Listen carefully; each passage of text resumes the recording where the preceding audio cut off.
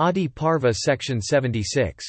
Janamejaya said, O thou of the wealth of asceticism, tell me how our ancestor Yayati, who is the 10th from Prajapati, obtained for a wife the unobtainable daughter of Sukra. I desire to hear of it in detail. Tell me also, one after another, of those monarchs separately who were the founders of dynasties.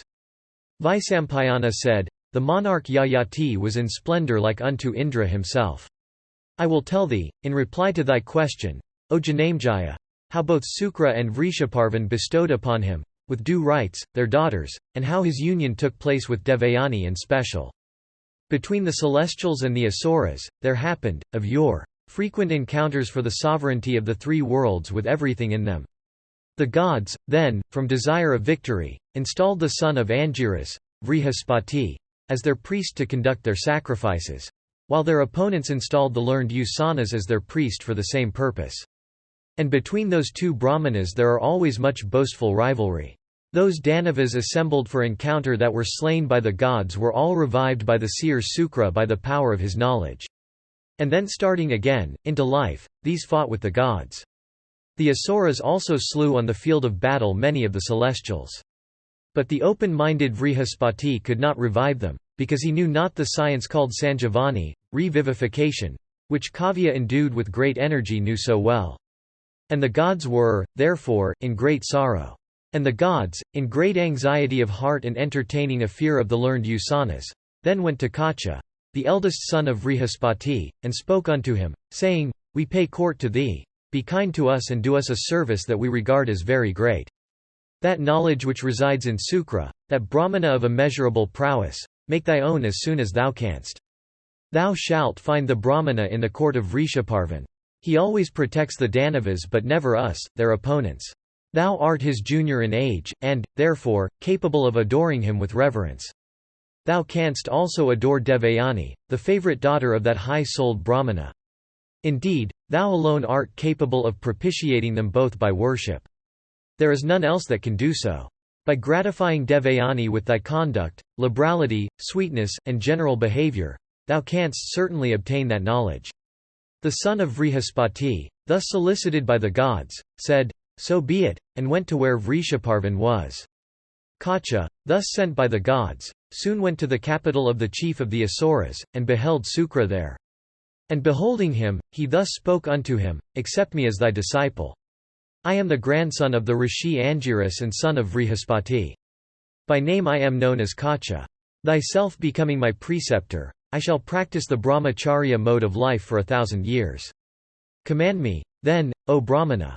Sukra, hearing this, said, Welcome art thou, O Kacha. I accept thy speech.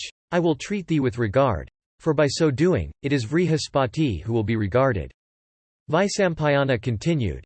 Kacha commanded by Kavya or Usanas himself, called also Sukra, then said, So be it, and took the vow he had spoken of. And, O Bharata, accepting the vow of which he had spoken, at the proper time, Kacha began to conciliate regard fully both his preceptor and, his daughter, Devayani. Indeed, he began to conciliate both. And as he was young, by singing and dancing and playing on different kinds of instruments, he soon gratified Devayani who was herself in her youth. And, O Bharata, with his whole heart set upon it, he soon gratified the maiden Devayani who was then a young lady, by presents of flowers and fruits and services rendered with alacrity. And Devayani also with her songs and sweetness of manners used, while they were alone, to attend upon that youth carrying out his vow. And when 500 years had thus passed of Kacha's vow, the Danavas came to learn his intention. And having no compunctions about slaying a Brahmana, they became very angry with him.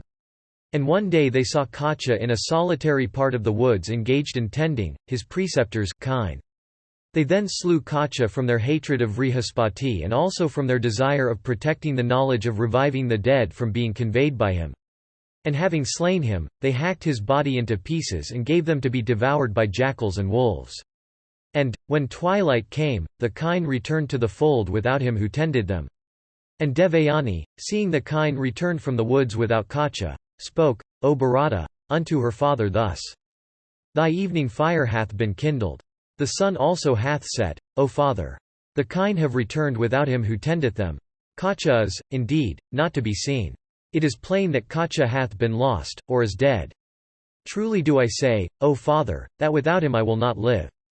Sukra hearing this said, "I will revive him by saying, 'Let this one come.'"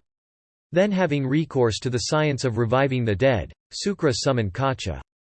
And summoned by his preceptor, Kacha appeared before him in the gladness of heart, tearing by virtue of his preceptor's science the bodies of the wolves, that had devoured him. And asked about the cause of his delay, he thus spoke unto Bhargava's daughter. Indeed, asked by that Brahman's daughter, he told her, "I was dead. O thou of pure manners, burdened with sacrificial fuel, kusa grass, and logs of wood, I was coming towards our abode. I sat under a banyan tree. The kine also, having been brought together, were staying under the shade of that same banyan tree. The Asuras, beholding me, asked, 'Who art thou?' They heard me answer, 'I am the son of Vrihaspati.' As soon as I said this, the Danavas slew me, and hacking my body into pieces gave my remains to jackals and wolves. And they then went home in the gladness of heart. O amiable one, summoned by the high-souled Bhargava, I after all come before thee fully revived." On another occasion, asked by Devayani, the Brahmana Kacha went into the woods. And as he was roving about for gathering flowers, the Danavas beheld him. They again slew him, and pounding him into a paste they mixed it with the water of the ocean. Finding him long still, in coming, the maiden again represented the matter unto her father. And summoned again by the Brahmana with the aid of his science, Kacha appearing before his preceptor and his daughter told everything as it had happened. Then slaying him for the third time and burning him and reducing him to ashes, the Asuras gave those ashes to the preceptor himself, mixing them with his wine. And Devayani again spoke unto her father, saying, "O father, Kacha was sent to gather flowers. But he is not to be seen. It is plain he hath been lost, or has died. I tell thee truly, I would not live without him." Sukra hearing this said, "O daughter, the son of Vrihaspati hath gone to the region of the dead. Though revived by my science, he is thus slain frequently. What, indeed, am I to do? O Devayani, do not grieve, do not cry. One like thee should not grieve for one that is mortal. Thou art indeed, O daughter, in consequence of my prowess, worshipped thrice a day during the ordained hours of prayer, by Brahmanas, the gods with Indra, the Vasus, the Aswins, the Asuras, in fact, by the whole universe. It is impossible to keep him alive, for revived by me he is often killed." To all this Devayani replied, "Why shall I, O father, not grieve for him whose grandfather is old Angiras himself, whose father is Vrihaspati, who is an ocean of ascetic merit, who is the grandson of a rishi and the son also of a rishi? He himself too was a brahmacharan and an ascetic, always wakeful and skilled in everything. I will starve and follow the way Kacha has gone. The handsome Kacha is, O father, dear unto me." Vaisampayana continued. The great rishi Kavya, then, afflicted by what Devayani said, cried in anger, "Certainly, the Asuras seek to injure me, for they slay my disciple that stayeth with me. These followers of Rudra desire to divest me of my character as a Brahmana by making me participate in their crime. Truly, this crime hath a terrible end. The crime of slaying a Brahmana would even burn Indra himself." Having said this, the Brahmana Sukra, urged by Devayani, began to summon Kacha who had entered the jaws of death. But Kacha, summoned with the aid of science, and afraid of the consequence to his preceptor, feebly replied from within the stomach of his preceptor, saying, "Be graceful unto me, O Lord. I am Kacha that worshippeth thee. Behave unto me as to thy own dearly loved son." Vaisampayana continued. Sukra then said, "By what path, O Brahmana, hast thou entered my stomach, where thou stayest now? Leaving the Asuras this very moment, I shall go over to the gods." Kacha replied, "By thy grace, memory hath not failed me. Indeed, I do recollect everything as it hath happened. My ascetic virtues have not been destroyed. It is, therefore, that I am able to bear this almost insufferable pain. O Kavya, slain by the Asuras and burnt and reduced to powder, I have been given to thee with thy wine. When thou art present, O Brahmana, the art of the Asuras will never be able to vanquish, the science of the Brahmana." Hearing this, Sukra said, "O daughter, what good can I do to thee? It is with my death that Kacha can get his life back. O Devayani, Kacha is even within me. There is no other way of his coming out except by ripping open my stomach." Devayani replied, "Both evils shall, like fire, burn me. The death of Kacha and thy own death are to me the same. The death of Kacha would deprive me of life. If thou also diest, I shall not be able to bear my life." Then Sukra said, "O son of Vrihaspati, thou art, indeed, one already crowned with success, because Devayani regards thee so well. Accept the science that I will today impart to thee, if, indeed, thou be not Indra in the form of Kacha. None can come out of my stomach with life. A Brahmana, however, must not be slain, therefore, accept thou the science I impart to thee. Start thou into life as my son. And possessed of the knowledge received from me, and revived by me, take care that, on coming out of my body, thou dost act gracefully." Vaisampayana continued, receiving the science imparted to him by his preceptor the handsome Kacha, ripped open his stomach, came out like the moon at evening on the 15th day of the bright fortnight. And beholding the remains of his preceptor lying like a heap of penances, Kacha revived him, aided by the science he had learned. Worshipping him with regard, Kacha said unto his preceptor, "Him who poureth the nectar of knowledge into one's ears, even as thou hast done into those of myself who was void of knowledge, him do I regard both as my father and mother. And remembering the immense service done by him, who is there so ungrateful as to injure him? They that, having acquired knowledge, injure their preceptor who is always an object of worship, who is the giver of knowledge, who is the most precious of all precious objects on earth, come to be hated on earth and finally go to the regions of the sinful." Vaisampayana continued, "The learned Sukra, having been deceived while under the influence of wine, and remembering the total loss of consciousness that is one of the terrible consequences of drink, and beholding too before him the handsome Kacha whom he had, in a state of unconsciousness, drunk with his wine, then thought of effecting a reform in the manners of Brahmanas. The high-souled Usanas rising up from the ground in anger, then spoke as follows: The wretched Brahmana who from this day, unable to resist the temptation, will drink wine shall be regarded as having lost his virtue, shall be reckoned to have committed the sin of slaying a Brahmana, shall be hated both in this and the other worlds. I set this limit to the conduct and dignity of Brahmanas everywhere. Let the honest, let Brahmanas, let those with regard for their superiors, let the gods, let the three worlds, listen." Having said these words, that high-souled one, that ascetic of ascetics, then summoning the Danavas who had been deprived by fate of the good sense, told them these words: "Ye foolish Danavas, know ye that Kacha hath obtained his wishes. He will henceforth dwell with me. Having obtained the valuable knowledge of reviving the dead, that Brahmana hath, indeed, become in prowess even as Brahman himself." Vaisampayana continued, Bhargava having said so much cut short his speech. The Danavas were surprised and went away to their homes. Kacha, too, having stayed with his preceptor for a full 1,000 years, then prepared to return to the abode of the celestials, after having obtained his preceptor's permission. Adiparva Section 77. Vaisampayana said, after the expiry of the period of his vow, Kacha, having obtained his preceptor's leave, was about to return to the abode of the celestials, when Devayani, addressing him, said, "O grandson of the Rishi Angiras, in conduct and birth, in learning, asceticism and humility, thou shinest most brightly. As the celebrated Rishi Angiras is honoured and regarded by my father, so is thy father regarded and worshipped by me. O thou of ascetic wealth, knowing this, listen to what I say. Recollect my conduct towards thee during the period of thy vow, brahmacharya. Thy vow hath now been over. It behoveth thee to fix thy affections on me. O accept my hand duly with ordained mantras." Kacha replied, "Thou art to me an object of regard and worship even as thy father. O thou of faultless features, thou art, indeed, even an object of greater reverence. Thou art dearer than life to the high-souled Bhargava, O amiable one. As the daughter of my preceptor, thou art ever worthy of my worship. As my preceptor Sukra, thy father, is ever deserving of my regards, so art thou, O Devayani. Therefore, it behoveth thee not to say so." Hearing this, Devayani replied, "Thou, too, art the son of my father's preceptor's son. Therefore, O best of Brahmanas, thou art deserving of my regards and worship.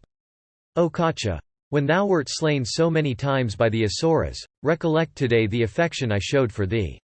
Remembering my friendship and affection for thee, and, indeed, my devoted regard also, O virtuous one, it behoveth thee not to abandon me without any fault. I am truly devoted to thee." Hearing all this, Kacha said, "O thou of virtuous vows, do not urge me into such a sinful course. O thou of fair eyebrows, be gracious unto me. Beautiful one, thou art to me an object of greater regard than my preceptor. Full of virtuous resolves, O large-eyed one, of face as handsome, as moon. The place where thou hadst resided, viz. the body of Kavya, hath also been my abode. Thou art truly my sister. Amiable one, happily have we passed the days that we have been together. There is perfect good understanding between us. I ask thy leave to return to my abode. Therefore, bless me so that my journey may be safe. I must be remembered by thee, when thou recallest me in connection with topics of conversation, as one that hath not transgressed virtue. Always attend upon my preceptor with readiness and singleness of heart. To all this, Devaniya answered, solicited, by me, if, indeed, thou truly refusest to make me thy wife, then, O Kacha, this thy knowledge shall not bear fruit. Hearing this, Kacha said, I have refused thy request only because thou art the daughter of my preceptor, and not because thou hast any fault. Nor hath my preceptor in this respect issued any command. Curse me if it please thee. I have told thee what the behavior should be of a rishi. I do not deserve thy curse, O Devayani. But yet thou hast cursed me. Thou hast acted under the influence of passion and not from a sense of duty. Therefore, thy desire will not be fulfilled. No rishi's son shall ever accept thy hand in marriage. Thou hast said that my knowledge shall not bear fruit. Let it be so. But in respect of him it shall bear fruit to whom I may impart it. Vaisampayana continued, that first of Brahmanas, Kacha, having said so unto Devayani speedily wended his way unto the abode of the chief of the celestials. Beholding him arrived, the celestials with Indra ahead, having first worshipped him, spoke unto him as follows, Thou hast indeed performed an act of great benefit for us. Wonderful hath been thy achievement. Thy fame shall never die. Thou shalt be a sharer with us in sacrificial offerings.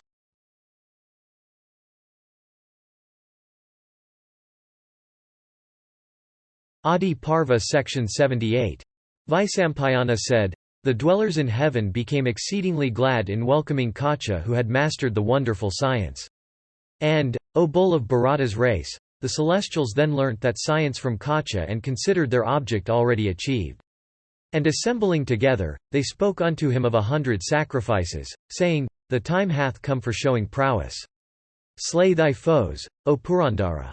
And thus addressed, Maghavat, then accompanied by the celestials, set out, saying, So be it. But on his way he saw a number of damsels. These maidens were sporting in a lake in the gardens of the Gandharva Chitraratha. Changing himself into wind, he soon mixed up the garments of those maidens which they had laid on the bank. A little while after, the maidens, getting up from the water, approached their garments that had, indeed, got mixed up with one another. And it so happened that from the intermingled heap, the garments of Devayani were appropriated by Sarmishtha, the daughter of Rishaparvan, from ignorance that it was not hers. And, O king, thereupon, between them, Devayani and Sarmishtha, then ensued a dispute. And Devayani said, O daughter of the Asura, chief, why dost thou take my attire, being, as thou art, my disciple? As thou art destitute of good behavior, nothing good can happen to thee. Sarmishtha, however, quickly replied, Thy father occupying a lower seat, always adoreth with downcast looks, like a hired chanter of praises, my father, whether he sitteth at his ease or reclineth at full length. Thou art the daughter of one that chanteth the praises of others, of one that accepteth alms. I am the daughter of one who is adored, of one who bestoweth alms instead of ever accepting them. Beggar woman as thou art free to strike thy breast, to use ill words, to vow enmity to me, to give way to thy wrath. Acceptress of alms, thou weepest tears of anger in vain. If so minded, I can harm thee, but thou canst not. Thou desirest to quarrel. But know thou that I do not reckon thee as my equal. Vaisampayana continued. Hearing these words, Devayani became exceedingly angry and began to pull at her clothes. Sarmishtha thereupon threw her into a well and went home. Indeed, the wicked Sarmishtha, believing that Devayani was dead, bent her steps homewards in a wrathful mood. After Sarmishtha had left, Yayati the son of Nahusha soon came to that spot. The king had been out a-hunting. The couple of horses harnessed to his car and the other single horse with him were all fatigued. And the king himself was thirsty. And the son of Nahusha saw a well that was by. And he saw that it was dry. But in looking down into it, he saw a maiden who in splendor was like a blazing fire. And beholding her within it, the blessed king addressed that girl of the complexion of the celestials, soothing her with sweet words. And he said, Who art thou, O fair one, of nails bright as burnished copper, and with earrings decked with celestial gems? Thou seemest to be greatly perturbed. Why dost thou weep in affliction? How, indeed, hast thou fallen into this well covered with creepers and long grass? And, O slender-waisted girl, answer me truly whose daughter thou art. Devayani then replied, I am the daughter of Sukra who brings back into life the Asuras slain by the gods. He doth not know what hath befallen me. This is my right hand, O king, with nails bright as burnished copper. Thou art well born. I ask thee, to take and raise me up. I know thou art of good behavior, of great prowess, and of wide fame. It behoveth thee, therefore, to raise me from this well. Vaisampayana continued, King Yayati, learning that she was a Brahmana's daughter, raised her from that well by catching hold of her right hand. And the monarch promptly raising her from the pit and squinting to her tapering thighs, sweetly and courteously returned to his capital. When the son of Nahusha had gone away, Devayani of faultless features, afflicted with grief, then spoke unto her maid, Gornika by name, who met her then. And she said, O Gornika, go thou quickly and speak to my father without loss of time of everything as it hath happened. I shall not now enter the city of Rishaparvan. Vaisampayana continued, Gornika, thus commanded, repaired quickly to the mansion of the Asura chief, where she saw Kavya and spoke unto him with her perception dimmed by anger. And she said, I tell thee, O great Brahmana, that Devayani hath been ill-used, O fortunate one, in the forest by Sarmishtha, the daughter of Rishaparvan. And Kavya, hearing that his daughter had been ill-used by Sarmishtha, speedily went out with a heavy heart, seeking her in the woods. And when he found her in the woods, he clasped her with affection and spoke unto her with voice choked with grief, O daughter, the weal or woe that befalleth people is always due to their own faults. Thou hast therefore some fault, I ween, which hath been expiated thus. Hearing this, Devayani replied, Be it a penalty or not, listen to me with attention. Oh, hear that all Sarmishtha, the daughter of Rishaparvan, hath said unto me. Really hath she said that thou art only the hired chanter of the praises of the Asura king. Even thus hath she, that Sarmishtha, Rishaparvan's daughter, spoken to me, with reddened eyes, these piercing and cruel words. Thou art the daughter of one that ever chanteth for hire the praises of others, of one that asketh for charities, of one that accepteth alms. Whereas I am the daughter of one that receiveth adorations, of one that giveth, of one that never accepteth anything as gift. These have been the words repeatedly spoken unto me by the proud Sarmishtha, the daughter of Rishaparvan, with eyes red with anger. If, O father, I am really the daughter of a hired chanter of praises, of one that accepteth gifts, I must offer my adorations in the hope of obtaining her grace. Oh, of this I have already told her. Sukra replied, Thou art, O Devayani, no daughter of a hired adorer, of one that asketh for alms and accepteth gifts. Thou art the daughter of one that adores none, but of one that is adored by all. Vrishaparvan himself knoweth it, and Indra and King Yayati too. That inconceivable Brahma, that unopposable Godhead, is my strength. The self-create, himself, gratified by me, hath said that I am for I the Lord of that which is in all things on earth or in heaven. I tell thee truly that it is I who pour rain for the good of creatures and who nourish the annual plants that sustain all living things. Vaisampayana continued, It was by such sweet words of excellent import that the father endeavored to pacify his daughter afflicted with woe and oppressed by anger.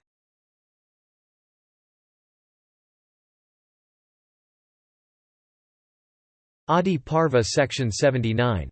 Sukra continued, Know, then, O Devayani, that he that mindeth not the evil speeches of others, conquereth everything. The wise say that he is a true charioteer who without slackening holdeth tightly the reins of his horses.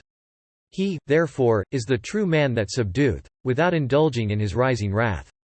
Know thou, O Devayani, that by him is everything conquered, who calmly subdueth his rising anger.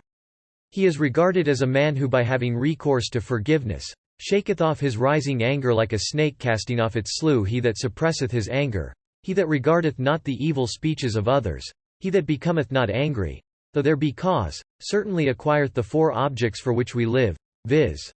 Virtue, profit, desire, and salvation. between him that performeth without fatigue sacrifices every month for 100 years, and him that never feeleth angry at anything, he that feeleth not wrath is certainly the higher. Boys and girls, unable to distinguish between right and wrong, quarrel with each other. The wise never imitate them. Devayani, on hearing this speech of her father, said, O father, I know also what the difference is between anger and forgiveness as regards the power of each. But when a disciple behaveth disrespectfully, he should never be forgiven by the preceptor if the latter is really desirous of benefiting the former. Therefore, I do not desire to live any longer in a country where evil behavior is at a premium. The wise man desirous of good should not dwell among those sinfully inclined men who always speak ill of good behavior and high birth. But there should one live, indeed, that hath been said to be the best of dwelling places, where good behavior and purity of birth are known and respected. The cruel words uttered by Vrishaparvan's daughter burn my heart even as men, desirous of kindling a fire, burn the dry fuel. I do not think anything more miserable for a man in the three worlds than to adore one's enemies blessed with good fortune, himself possessing none. It hath been indeed said by the learned that for such a man even death would be better.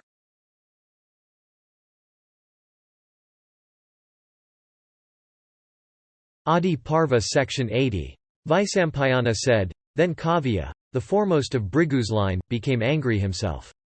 And approaching Vrishaparvan where the latter was seated, began to address him without weighing his words. O king, he said, sinful acts do not, like the earth, bear fruit immediately. But gradually and secretly do they extirpate their doers. Such fruit visiteth either in one's own self, one's son, or one's grandson. Sins must bear their fruit. Like rich food they can never be digested. And because ye slew the Brahmana Kacha, the grandson of Angiras, who was virtuous, acquainted with the precepts of religion, and attentive to his duties, while residing in my abode, even for this act of slaughter, and for the maltreatment of my daughter too, know, O Vrishaparvan, I shall leave thee and thy relatives. Indeed, O king, for this, I can no longer stay with thee. Dost thou, O Asura chief, think that I am a raving liar? Thou mockest light of thy offence without seeking to correct it.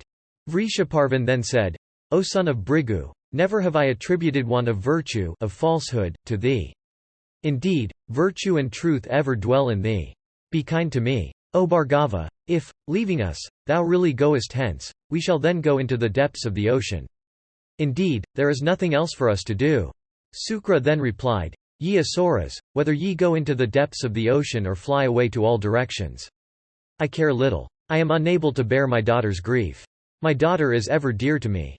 My life dependeth on her. Seek ye to please her. As Vrihaspati ever seeketh the good of Indra, so do I always seek thine by my ascetic merits.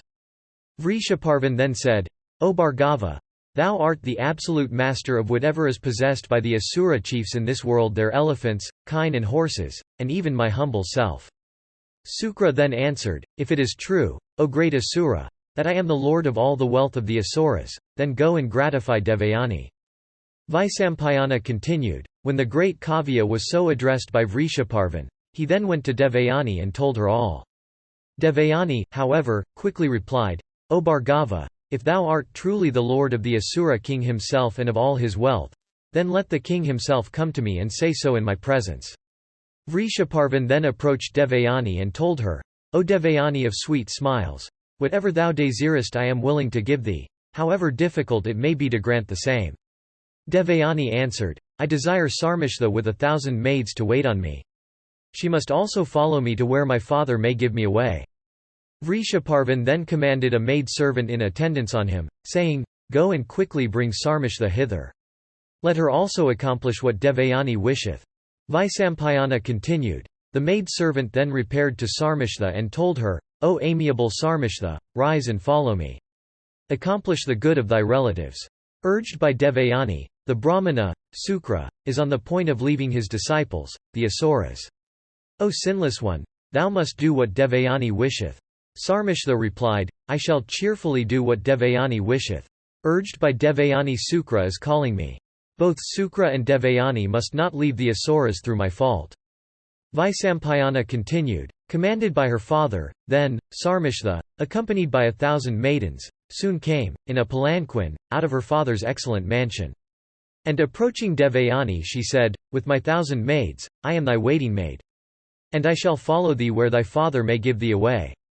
Devayani replied, "I am the daughter of one who chanteth the praises of thy father, and who beggeth and accepteth alms. Thou, on the other hand, art the daughter of one who is adored. How canst thou be my waiting maid?" Sarmishta answered, "One must by all means contribute to the happiness of one's afflicted relatives. Therefore shall I follow thee wherever thy father may give thee away." Vaisampayana continued, when Sarmishta thus promised to be Devayani's waiting maid, the latter, "O king," then spoke unto her father thus, "O best of all excellent Brahmanas, I am gratified. I shall now enter the Asura capital. I now know that thy science and power of knowledge are not futile." Vaisampayana continued, that best of Brahmanas, of great reputation, thus addressed by his daughter, then, entered the Asura capital in the gladness of his heart. And the Danavas worshipped him with great reverence. Adiparva Section 81. Vaisampayana said, after some length of time, "O best of monarchs, Devayani of the fairest complexion went into the same woods for purposes of pleasure. And accompanied by Sarmishta with her 1,000 maids she reached the same spot and began to wander freely. And waited upon by all those companions she felt supremely happy. And sporting with light hearts, they began drinking the honey and flowers, eating various kinds of fruit and biting some. And just at that time, King Yayati, the son of Nahusha, again came there tired and thirsty, in course of his wanderings, in search of deer. And the king saw Devayani and Sarmishta, and those other maidens also, all decked with celestial ornaments and full of voluptuous languor in consequence of the flower honey they drank. And Devayani of sweet smiles, unrivaled for beauty and possessed of the fairest complexion amongst them all, was reclining at her ease. And she was waited upon by Sarmishta, who was gently kneading her feet. And Yayati, seeing all this, said, "O amiable ones, I would ask you both your names and parentage. It seems that these 2,000 maids wait on you too." Hearing the monarch, Devayani then answered, "Listen to me, O best of men. Know that I am the daughter of Sukra, the spiritual guide of the Asuras. This my companion is my waiting maid. She attendeth on me wherever I go. She is Sarmishta, the daughter of the Asura king Vrishaparvan." Yayati then asked, "I am curious to know why is this thy companion of fair eyebrows, this maiden of the fairest complexion, the daughter of the Asura chief thy waiting maid?" Devayani replied, "O best of king, everything resulteth from fate. Knowing this also to be the result of fate, wonder not at it. Thy feature and attire are both like a king's. Thy speech also is fair and correct as that of the Vedas. Tell me thy name, whence thou art and whose son also." The monarch replied, "During my vow of brahmacharya, the whole Vedas entered my ears. I am known as Yayati, a king's son and myself a king." Devayani then inquired, "O king, what hast thou come here for? Is it to gather lotuses or to angle or to hunt?" Yayati said, "O amiable one, thirsty from the pursuit of deer, I have come hither in search of water. I am very much fatigued. I await but your commands to leave this spot." Devayani answered, "With my 2,000 damsels and my waiting maid Sarmishta, I wait but your commands. Prosperity to thee. Be thou my friend and lord." Yayati, thereupon, replied, "Beautiful one, I do not deserve thee. Thou art the daughter of Sukra far superior to me. Thy father cannot bestow thee even on a great king." To this Devayani replied, "Brahmanas had before this been united with the Kshatriyas, and Kshatriyas with Brahmanas. Thou art the son of a rishi and thyself a rishi. Therefore, O son of Nahusha, marry me."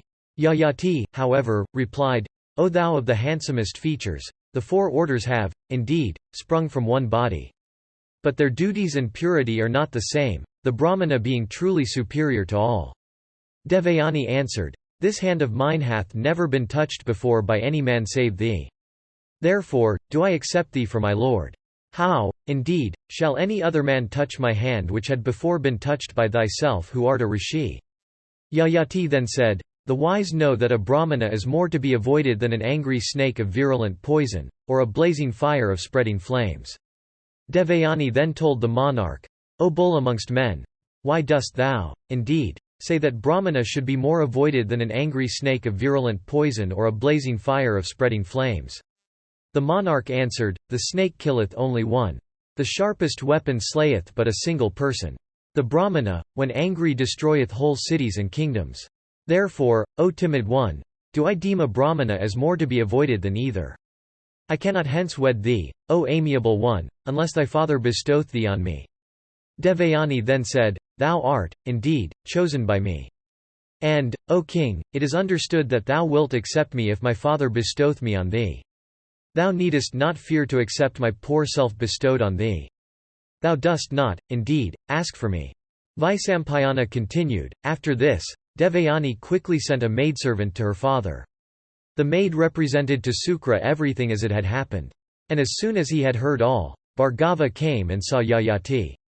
And beholding Bhargava come, Yayati worshipped and adored that Brahmana, and stood with joined palms in expectation of his commands. And Devayani then said, "This, O father, is the son of Nahusha. He took hold of my hand, when I was in distress. I bow to thee. Bestow me upon him. I shall not wed any other person in the world."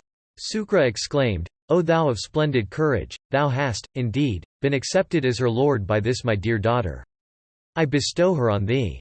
Therefore, O son of Nahusha, accept her as thy wife." Yayati then said, "I solicit the boon, O Brahmana, that by so doing, the sin of begetting a half-breed might not touch me." Sukra, however, assured him by saying, "I shall absolve thee from the sin. Ask thou the boon that thou desirest. Fear not to wed her. I grant thee absolution. Maintain virtuously thy wife, the slender-waisted Devayani.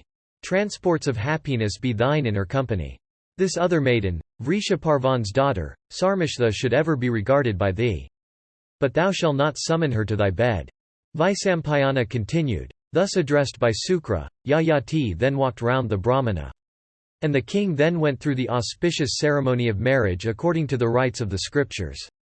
And having received from Sukra this rich treasure of the excellent Devayani with Sarmishtha and those 2,000 maidens, and duly honoured also by Sukra himself and the Asuras, the best of monarchs, then, commanded by the high-souled Bhargava, returned to his capital with a joyous heart.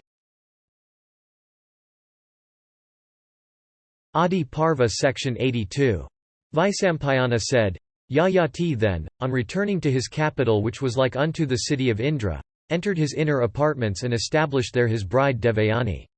And the monarch, directed by Devayani, established Vrishaparvan's daughter Sarmishtha in a mansion especially erected near the artificial woods of Asokas in his gardens. And the king surrounded Vrishaparvan's daughter Sarmishtha with 1,000 maids and honoured her by making every arrangement for her food and garments. But it was with Devayani that the royal son of Nahusha sported like a celestial for many years in joy and bliss. And when her season came, the fair Devayani conceived. And she brought forth as her first child a fine boy. And when 1,000 years had passed away, Vrishaparvan's daughter Sarmishtha having attained to puberty saw that her season had come. She became anxious and said to herself, My season hath arrived. But I have not yet chosen a husband. Oh, what hath happened? What should I do? How am I to obtain the fruition of my wishes? Devayani hath become mother. My youth is doomed to pass away in vain. Shall I choose him also for my husband whom Devayani hath chosen? This is, indeed, my resolve. That monarch should give me a son. Will not the virtuous one grant me a private interview? Vaisampayana continued. While Sarmishtha was thus busy with her thoughts, the king wandering listlessly came to that very wood of Asokas, and beholding Sarmishtha before him, stood there in silence.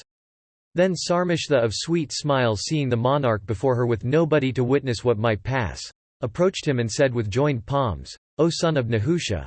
No one can behold the ladies that dwell in the inner apartments of Soma, of Indra, of Vishnu, of Yama, of Varuna, and of thee.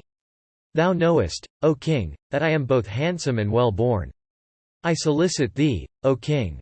My season hath arrived. See that it goeth not in vain. Yayati answered, Well do I know that honour of birth is thine, born as thou art in the proud race of the Danavas. Thou art also gifted with beauty. I do not, indeed, see even the speck of a fault in thy feature. But Usanas commanded me, while I was united with Devayani, that never should Vrishaparvan's daughter he summon to my bed.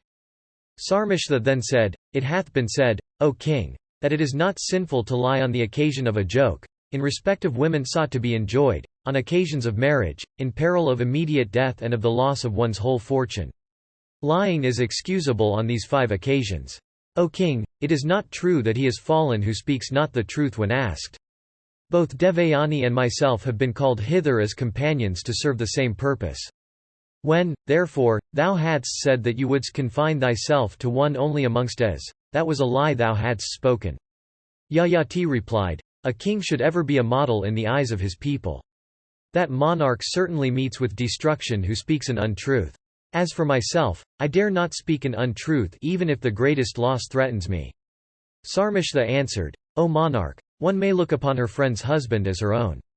One's friend's marriage is the same as one's own. Thou hast been chosen by my friend as her husband. Thou art as much my husband, therefore." Yayati then said, "It is, indeed, my vow always to grant what one asketh. As thou askest me, tell me then what I am to do." Sarmishta then said, "Absolve me, O king, from sin. Protect my virtue. Becoming a mother by thee, let me practice the highest virtue in this world. It is said, O king, that a wife, a slave, and a son can never earn wealth for themselves. What they earn always belongeth to him who owneth them. I am, indeed, the slave of Devayani. Thou art Devayani's master and lord. Thou art, therefore, O king, my master and lord as much as Devayani's. I solicit thee. O, fulfill my wishes." Vaisampayana continued. Thus addressed by Sarmishta, the monarch was persuaded into the truth of all she spoke. He therefore honored Sarmishta by protecting her virtue. And they passed some time together. And taking affectionate farewell of each other, they then parted, each returning to whence he or she had come. And it came to pass that Sarmishta of sweet smiles and fair eyebrows conceived in consequence of that connection of hers with that best of monarchs. And, O king, that lotus-eyed lady then in due course of time brought forth a son of the splendor of a celestial child and of eyes like lotus petals. Adiparva Section 83. Vaisampayana said, "When Devayani of sweet smiles heard of the birth of this child, she became jealous, and O Bharata, Sarmishta became an object of her unpleasant reflections. And Devayani, repairing to her, addressed her thus, O thou of fair eyebrows! What sin is this thou hast committed by yielding to the influence of lust?" Sarmishta replied, "A certain rishi of virtuous soul and fully conversant with the Vedas came to me. Capable of granting boons, he was solicited by me to grant my wishes that were based on considerations of virtue. O thou of sweet smiles, I would not seek the sinful fulfillment of my desires. I tell thee truly that this child of mine is by that rishi." Devayani answered, "It is all right if that be the case, O timid one. But if the lineage, name, and family of that Brahmana be known to thee, I should like to hear them." Sarmishta replied, "O thou of sweet smiles, in asceticism and energy, that rishi is resplendent like the sun himself. Beholding him, I had not any need to make these inquiries." Devayani then said, "If this is true, if indeed thou hast obtained thy child from such a superior Brahmana, then, O Sarmishta, I have no cause of anger." Vaisampayana continued. Having thus talked and laughed with each other, they separated, Devayani returning to the palace with the knowledge imparted to her by Sarmishta. And, O king, Yayati also begot on Devayani two sons called Yadu and Turvazu, who were like Indra and Vishnu. And Sarmishta, the daughter of Rishaparvan, became through the royal sage the mother of three sons in all, named Drahiyu, Anu, and Puru. And, O king, it so came to pass that one day Devayani of sweet smiles, accompanied by Yayati, went into a solitary part of the woods, in the king's extensive park. And there she saw three children of celestial beauty playing with perfect trustfulness. And Devayani asked in surprise, "Whose children are they, O king, who are so handsome and so like unto the children of the celestials? In splendor and beauty they are like thee, I should think." Vaisampayana continued, and Devayani, without waiting for a reply from the king, asked the children themselves, "Ye children, what is your lineage? Who is your father? Answer me truly. I desire to know all." Those children then pointed at the king, with their forefingers, and spoke of Sarmishta as their mother. And having so said, the children approached the king to clasp his knees. But the king dared not caress them in the presence of Devayani. The boys then left the place, and made towards their mother, weeping in grief. And the king, at this conduct of the boys, became very much abashed. But Devayani, marking the affection of the children for the king, learnt the secret, and addressing Sarmishta, said, How hast thou dared to do me an injury, being, as thou art, dependent on me? Dost thou not fear to have recourse once more to that Asura custom of thine?" Sarmishta said, "O thou of sweet smiles! All that I told thee of a rishi is perfectly true. I have acted rightly and according to the precepts of virtue, and therefore, do I not fear thee. When thou hadst chosen the king for thy husband, I, too, chose him as mine. O beautiful one, a friend's husband is, according to usage, one's own husband as well. Thou art the daughter of a Brahmana and, therefore, deservest my worship and regard. But dost thou not know that this royal sage is held by me in greater esteem still?" Vaisampayana said. Devayani then, hearing those words of hers, exclaimed, "O king, thus, thou hast wronged me, O monarch. I shall not live here any longer." And saying this, she quickly rose, with tearful eyes, to go to her father. And the king was grieved to see her thus, and alarmed greatly, followed in her footsteps, endeavouring to appease her wrath. But Devayani, with eyes red with anger, would not desist. Speaking not a word to the king, with eyes bathed in tears, she soon reached the side of her father Usanas, the son of Kavi. And beholding her father, she stood before him, after due salutations. And Yayati also, immediately after, saluted and worshipped Bhargava. And Devayani said, "O father, virtue hath been vanquished by vice. The low have risen, and the high have fallen. I have been offended again by Sarmishtha, the daughter of Rishaparvan. 3 sons have been begotten upon her by this king Yayati. But, O father, being luckless I have got only 2 sons. O son of Brigu, this king is renowned for his knowledge of the precepts of religion. But, O Kavya, I tell thee that he hath deviated from the path of rectitude." Sukra, hearing all this, said, "O monarch, since thou hast made vice thy beloved pursuit, though fully acquainted with the precepts of religion, invincible decrepitude shall paralyze thee." Yayati answered, "Adorable one, I was solicited by the daughter of the Danava king to fructify her season. I did it from a sense of virtue and not from other motives. That male person, who being solicited by a woman in her season doth not grant her wishes, is called, O Brahmana, by those conversant with the Vedas, a slayer of the embryo. He who, solicited in secret by a woman full of desire and in season, goeth not in unto her, loseth virtue and is called by the learned a kill-er of the embryo. O son of Brigu, for these reasons, and anxious to avoid sin, I went into Sarmishtha." Sukra then replied, "Thou art dependent on me. Thou shouldst have awaited my command. Having acted falsely in the matter of thy duty, O son of Nahusha, thou hast been guilty of the sin of theft."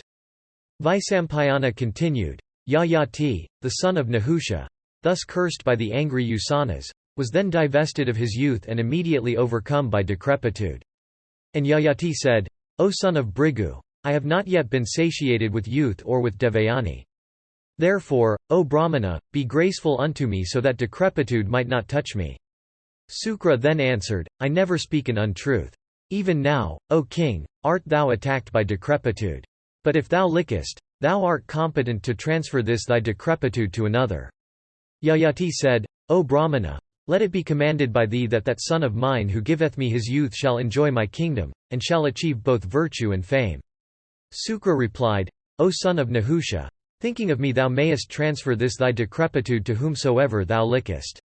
That son who shall give thee his youth shall become thy successor to the throne. He shall also have long life, wide fame, and numerous progeny."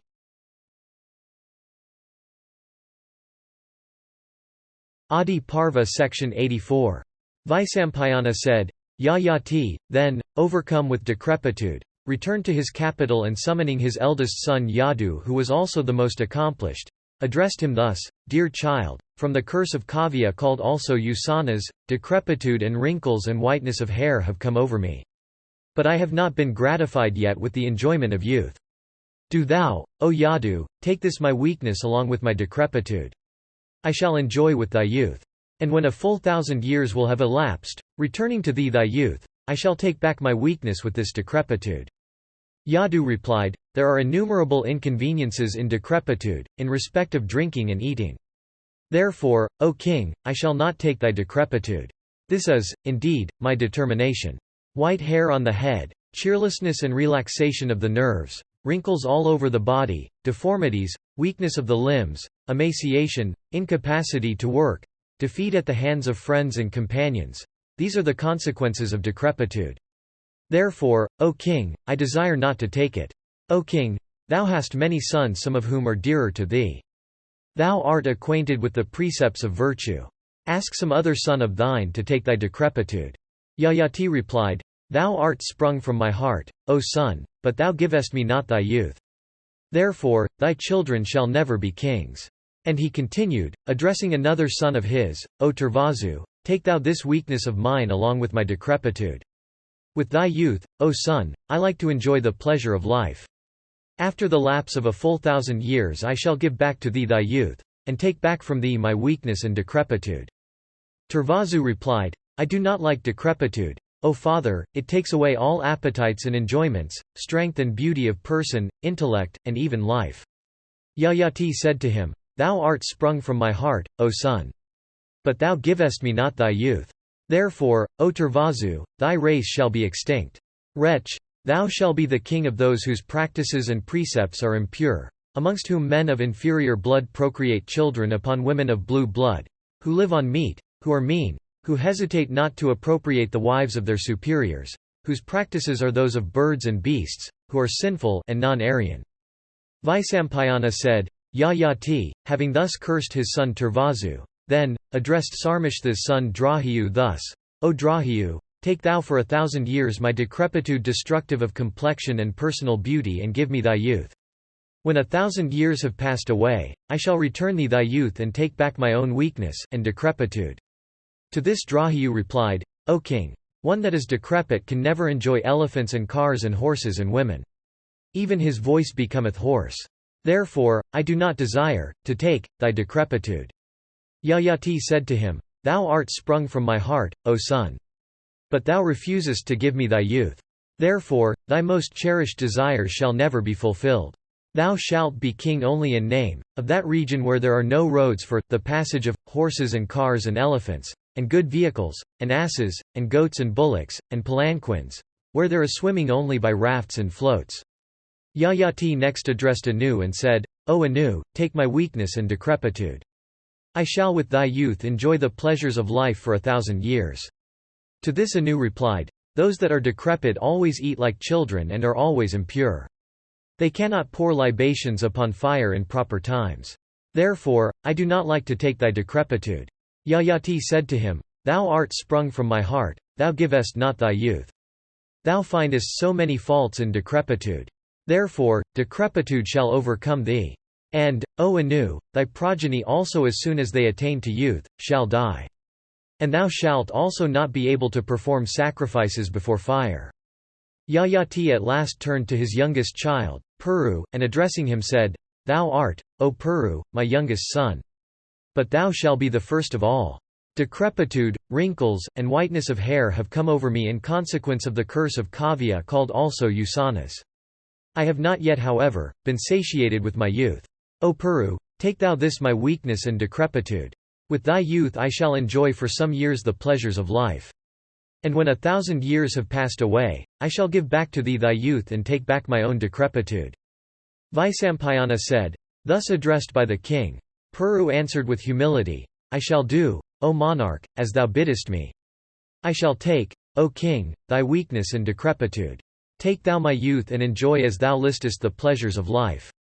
Covered with thy decrepitude and becoming old, I shall, as thou commandest, continue to live, giving thee my youth.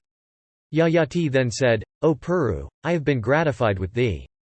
And being gratified, I tell thee that the people in thy kingdom shall have all their desires fulfilled. And having said this, the great ascetic Yayati, then thinking of Kavya, transferred his decrepitude unto the body of the high-souled Puru.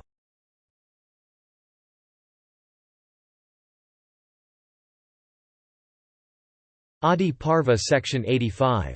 Vaisampayana said, the excellent monarch Yayati, the son of Nahusha, having received Puru's youth, became exceedingly gratified. And with it he once more began to indulge in his favorite pursuits to the full extent of his desires and to the limit of his powers, according to seasons, so as to derive the greatest pleasure therefrom.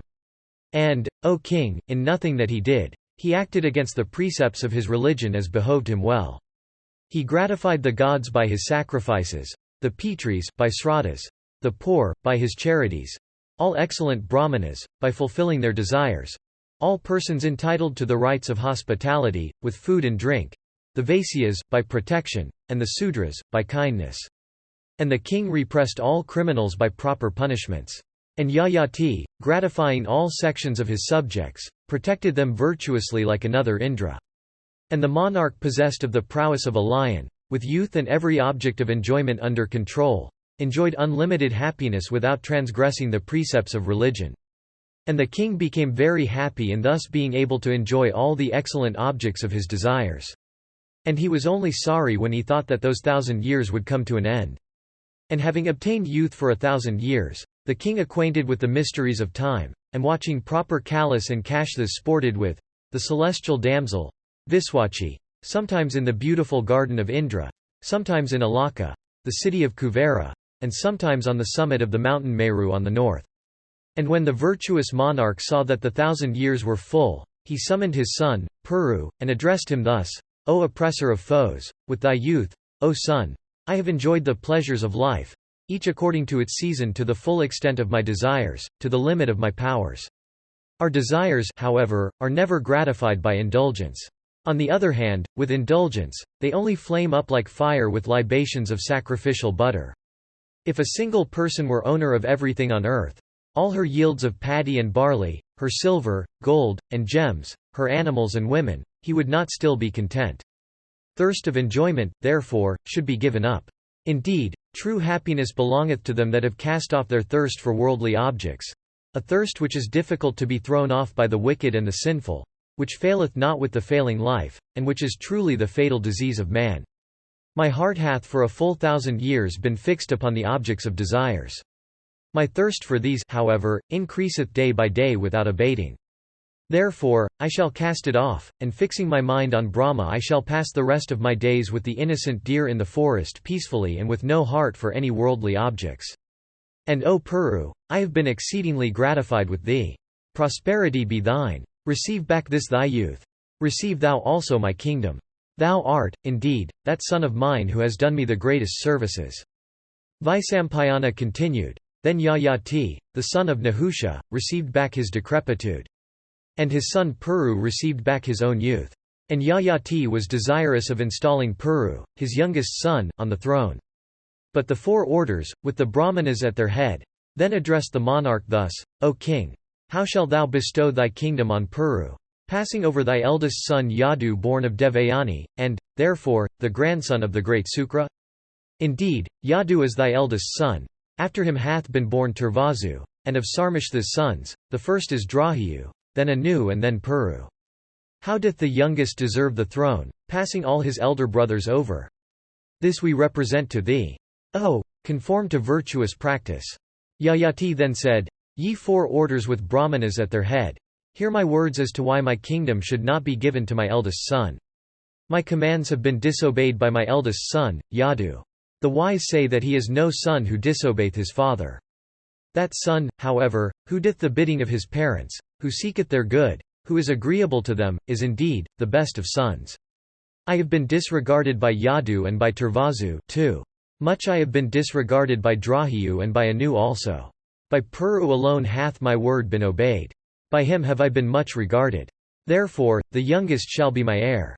He took my decrepitude. Indeed, Puru is my friend. He did what was so agreeable to me.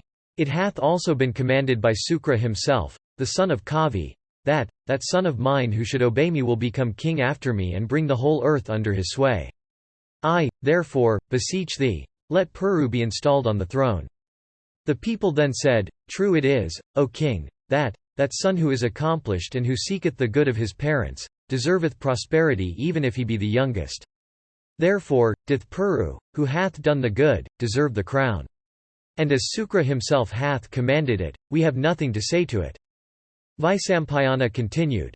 The son of Nahusha, thus addressed by the contented people, then installed his son, Puru, on the throne.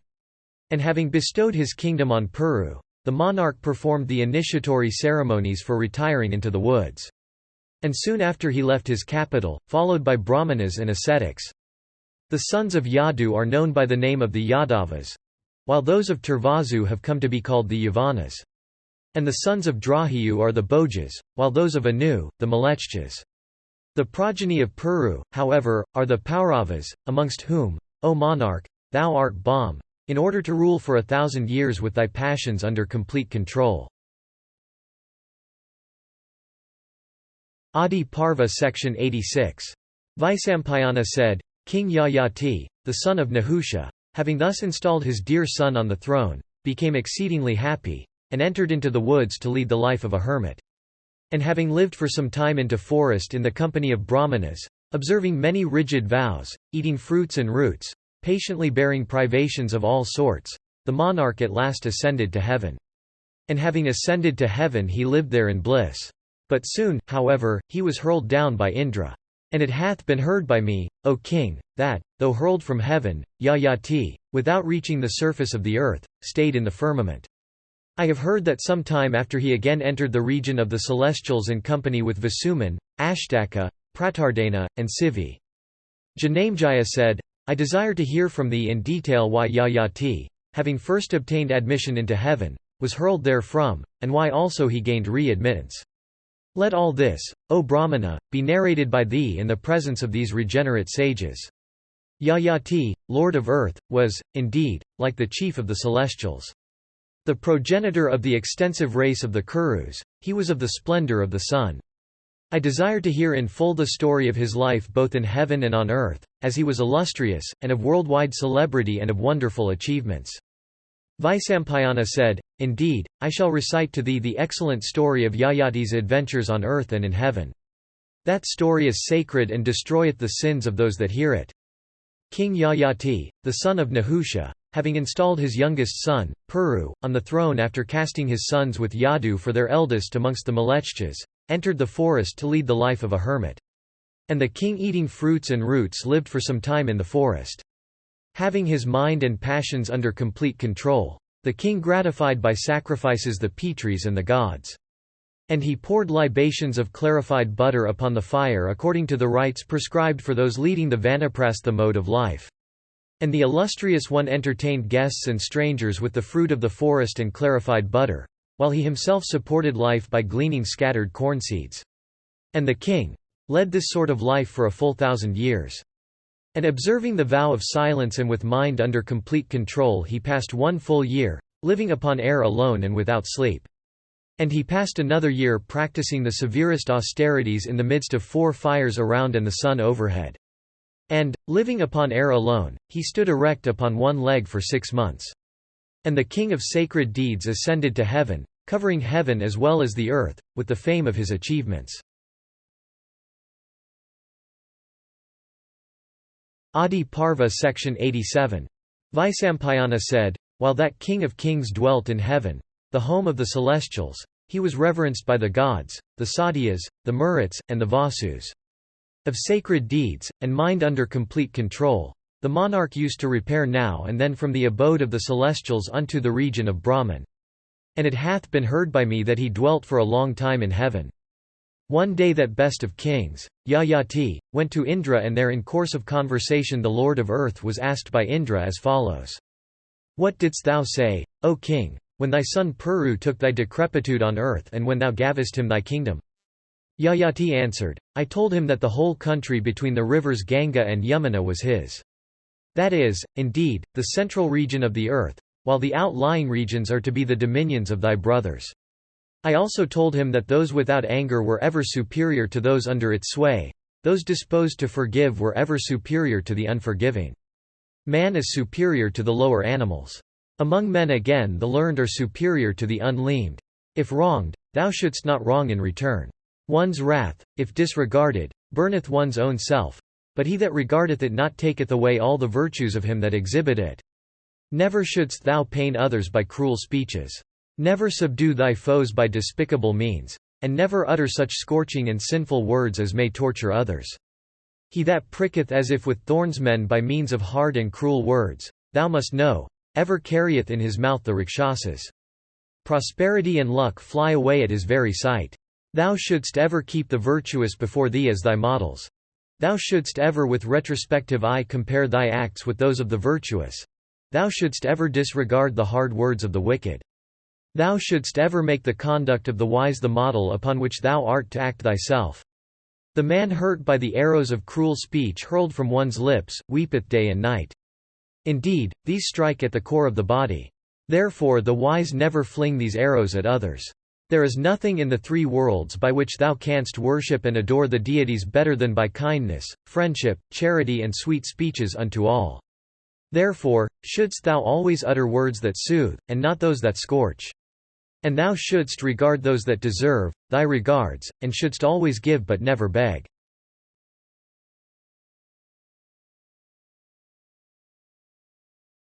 Adiparva Section 88. Vaisampayana said, "Alter this Indra again asked Yayati. Thou didst retire into the woods, O king, after accomplishing all thy duties. O Yayati, son of Nahusha, I would ask thee to whom thou art equal in ascetic austerities." Yayati answered, "O Vasava, I do not, in the matter of ascetic austerities, behold my equal among men, the celestials, the Gandharvas, and the great rishis." Indra then said, "O monarch, because thou disregardest those that are thy superiors, thy equals, and even thy inferiors, without, in fact, knowing their real merits, thy virtues have suffered diminution and thou must fall from heaven." Yayati then said, "O Sakra, if, indeed, my virtues have really sustained diminution and I must on that account fall down from heaven, I desire, O chief of the celestials, that I may at least fall among the virtuous and the honest." Indra replied, "O king, thou shalt fall among those that are virtuous and wise, and thou shalt acquire also much renown. And after this experience of thine, O Yayati, never again disregard those that are thy superiors or even thy equals." Vaisampayana continued, "Upon this, Yayati fell from the region of the celestials. And as he was falling, he was beheld by that foremost of royal sages, viz. Ashtaka, the protector of his own religion. Ashtaka beholding him, inquired, 'Who art thou, O youth of a beauty equal to that of Indra, in splendor blazing as the fire, thus falling from on high? Art thou that foremost of sky-ranging bodies, the sun, emerging from dark masses of clouds?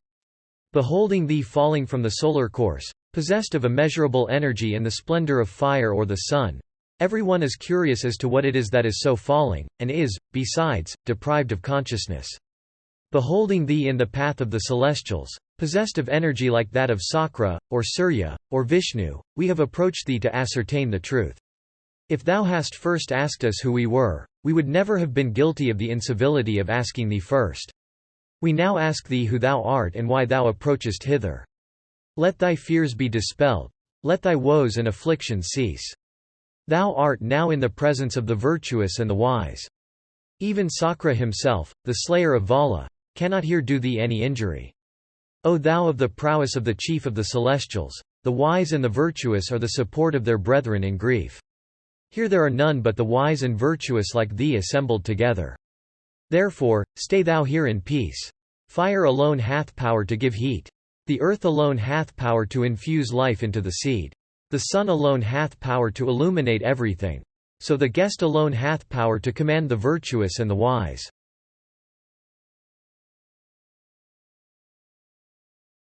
Adiparva Section 89.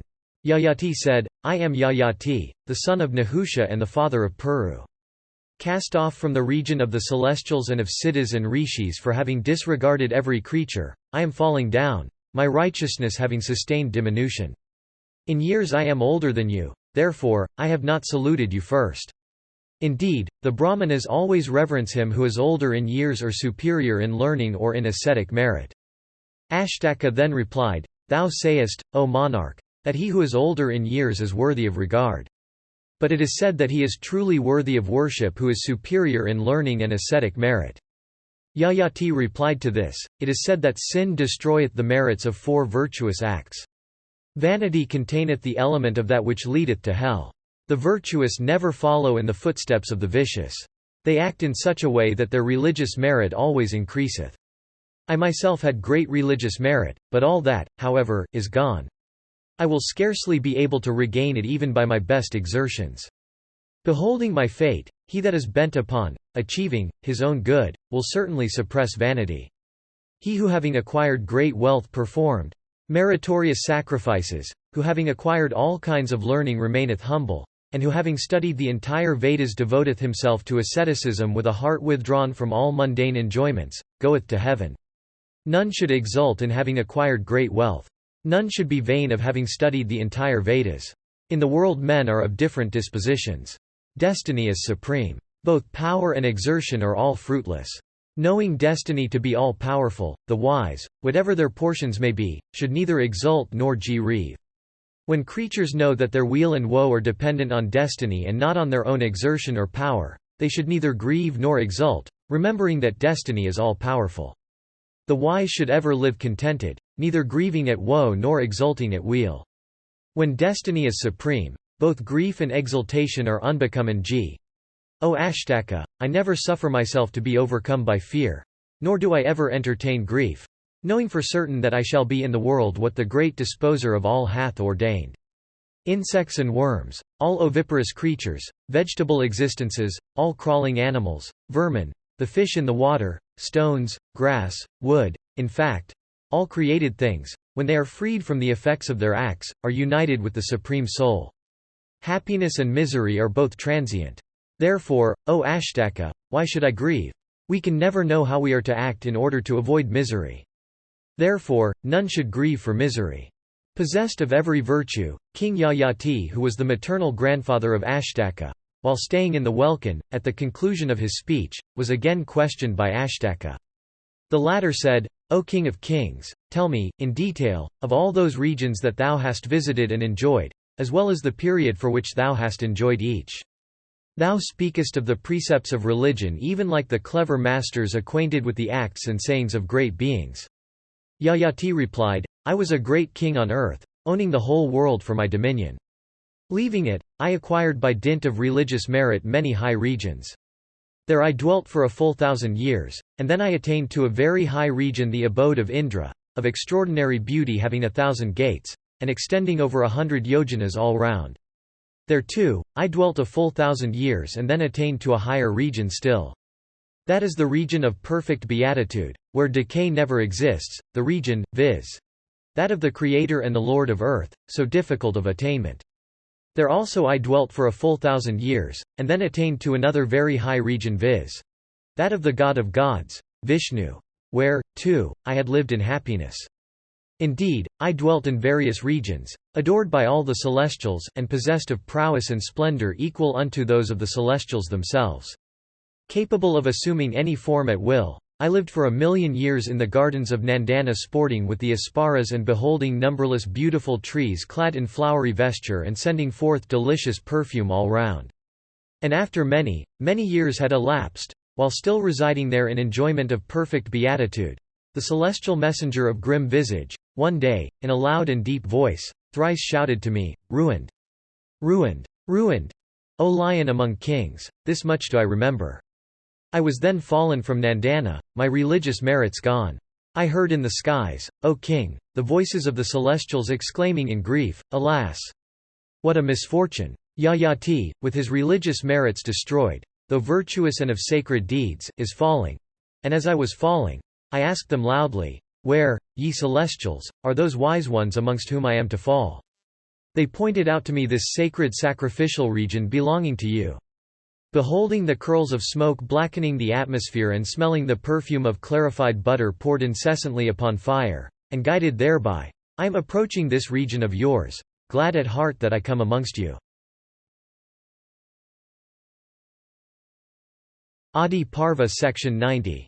Ashtaka said, Capable of assuming any form at will, thou hast lived for 1,000,000 years in the gardens of Nandana. Lore, what cause, O foremost of those that flourished in the Krita age, hast thou been compelled to leave that region and come hither? Yayati answered, As kinsmen, friends, and relatives forsake, in this world, those whose wealth disappears, so, in the other world, the celestials with Indra as their chief, forsake him who hath lost his righteousness.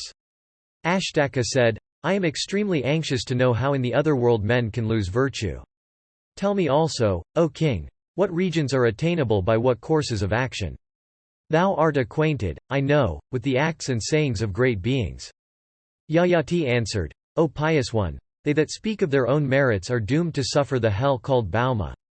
Though really emaciated and lean, they appear to grow on earth, in the shape of their sons and grandsons, only to become food for vultures, dogs, and jackals. Therefore, O king, this highly censurable and wicked vice should be repressed. I have now, O king, told thee all. Tell me what more I shall say. Ashtaka said, when life is destroyed with age, vultures, peacocks, insects, and worms eat up the human body. Where doth man then reside? How doth he also come back to life? I have never heard of any hell called Bauma on earth. Yayati answered, after the dissolution of the body, man, according to his acts, re-entereth the womb of his mother and stayeth there in an indistinct form, and soon after assuming a distinct and visible shape reappeareth in the world and walketh on its surface. This is that earth-hell, Bauma, where he falleth, for he beholdeth not the termination of his existence and acteth not towards his emancipation. Some dwell for 60,000 years, some, for 80,000 years in heaven, and then they fall. And as they fall, they are attacked by certain Rakshasas in the form of sons, grandsons, and other relatives, that withdraw their hearts from acting for their own emancipation. Ashtaka asked, for what sin are beings, when they fall from heaven, attacked by these fierce and sharp-toothed Rakshasas? Why are they not reduced to annihilation? How do they again enter the womb, furnished with senses? Yayati answered, after falling from heaven, the being becometh a subtle substance living in water. This water becometh the semen whence is the seed of vitality. Thence entering the mother's womb in the womanly season, it developeth into the embryo and next into visible life like the fruit from the flower. Entering trees, plants, and other vegetable substances, water, air, earth, and space, that same watery seed of life assumed the quadrupedal or bipedal form. This is the case with all creatures that you see. Ashtaka said, O tell me, I ask thee because I have my doubts. Doth the being that hath received a human form enter the womb in its own shape or in some other? How doth it also acquire its distinct and visible shape, eyes and ears and consciousness as well? Questioned by me, O, explain it all. Thou art, O Father, one acquainted with the acts and sayings of great beings. Yayati answered, according to the merits of one's acts, the being that in a subtle form co-inheres in the seed that is dropped into the womb is attracted by the atmospheric force for purposes of rebirth. It then developeth there in course of time. First it becomes the embryo, and is next provided with the visible physical organism.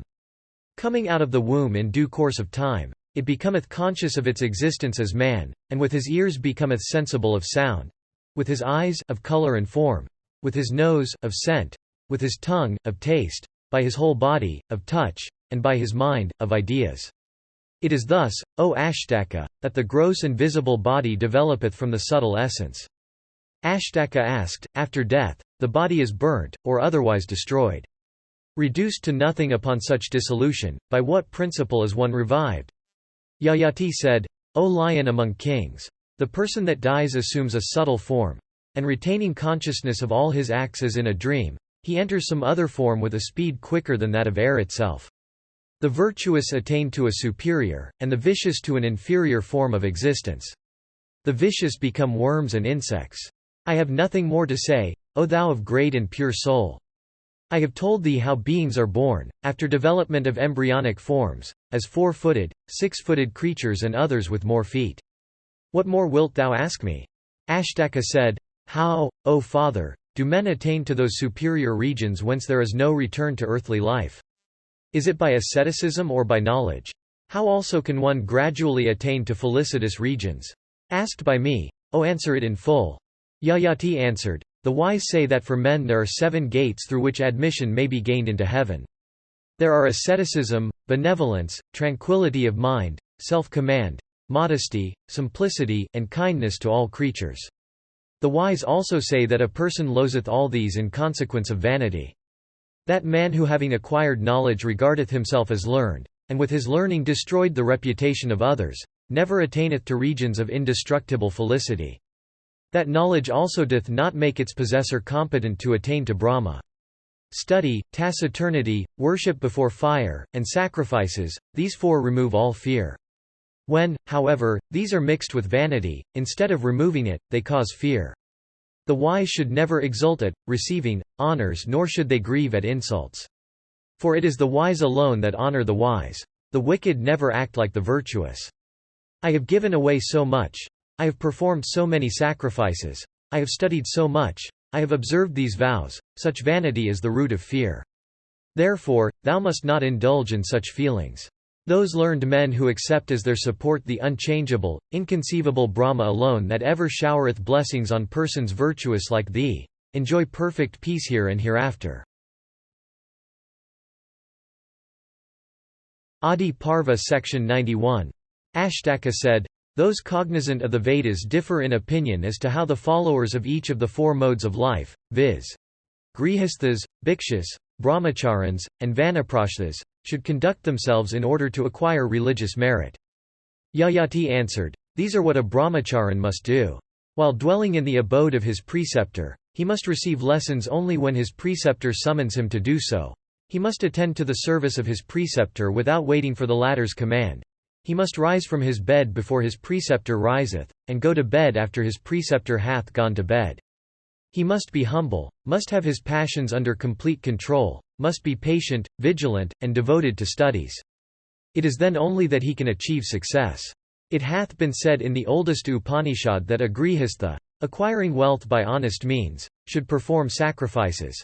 He should always give something in charity, should perform the rites of hospitality unto all arriving at his abode, and should never use anything without giving a portion thereof to others. A muni, without search for woods, depending on his own vigor, should abstain from all vicious acts, should give away something in charity, should never inflict pain on any creature.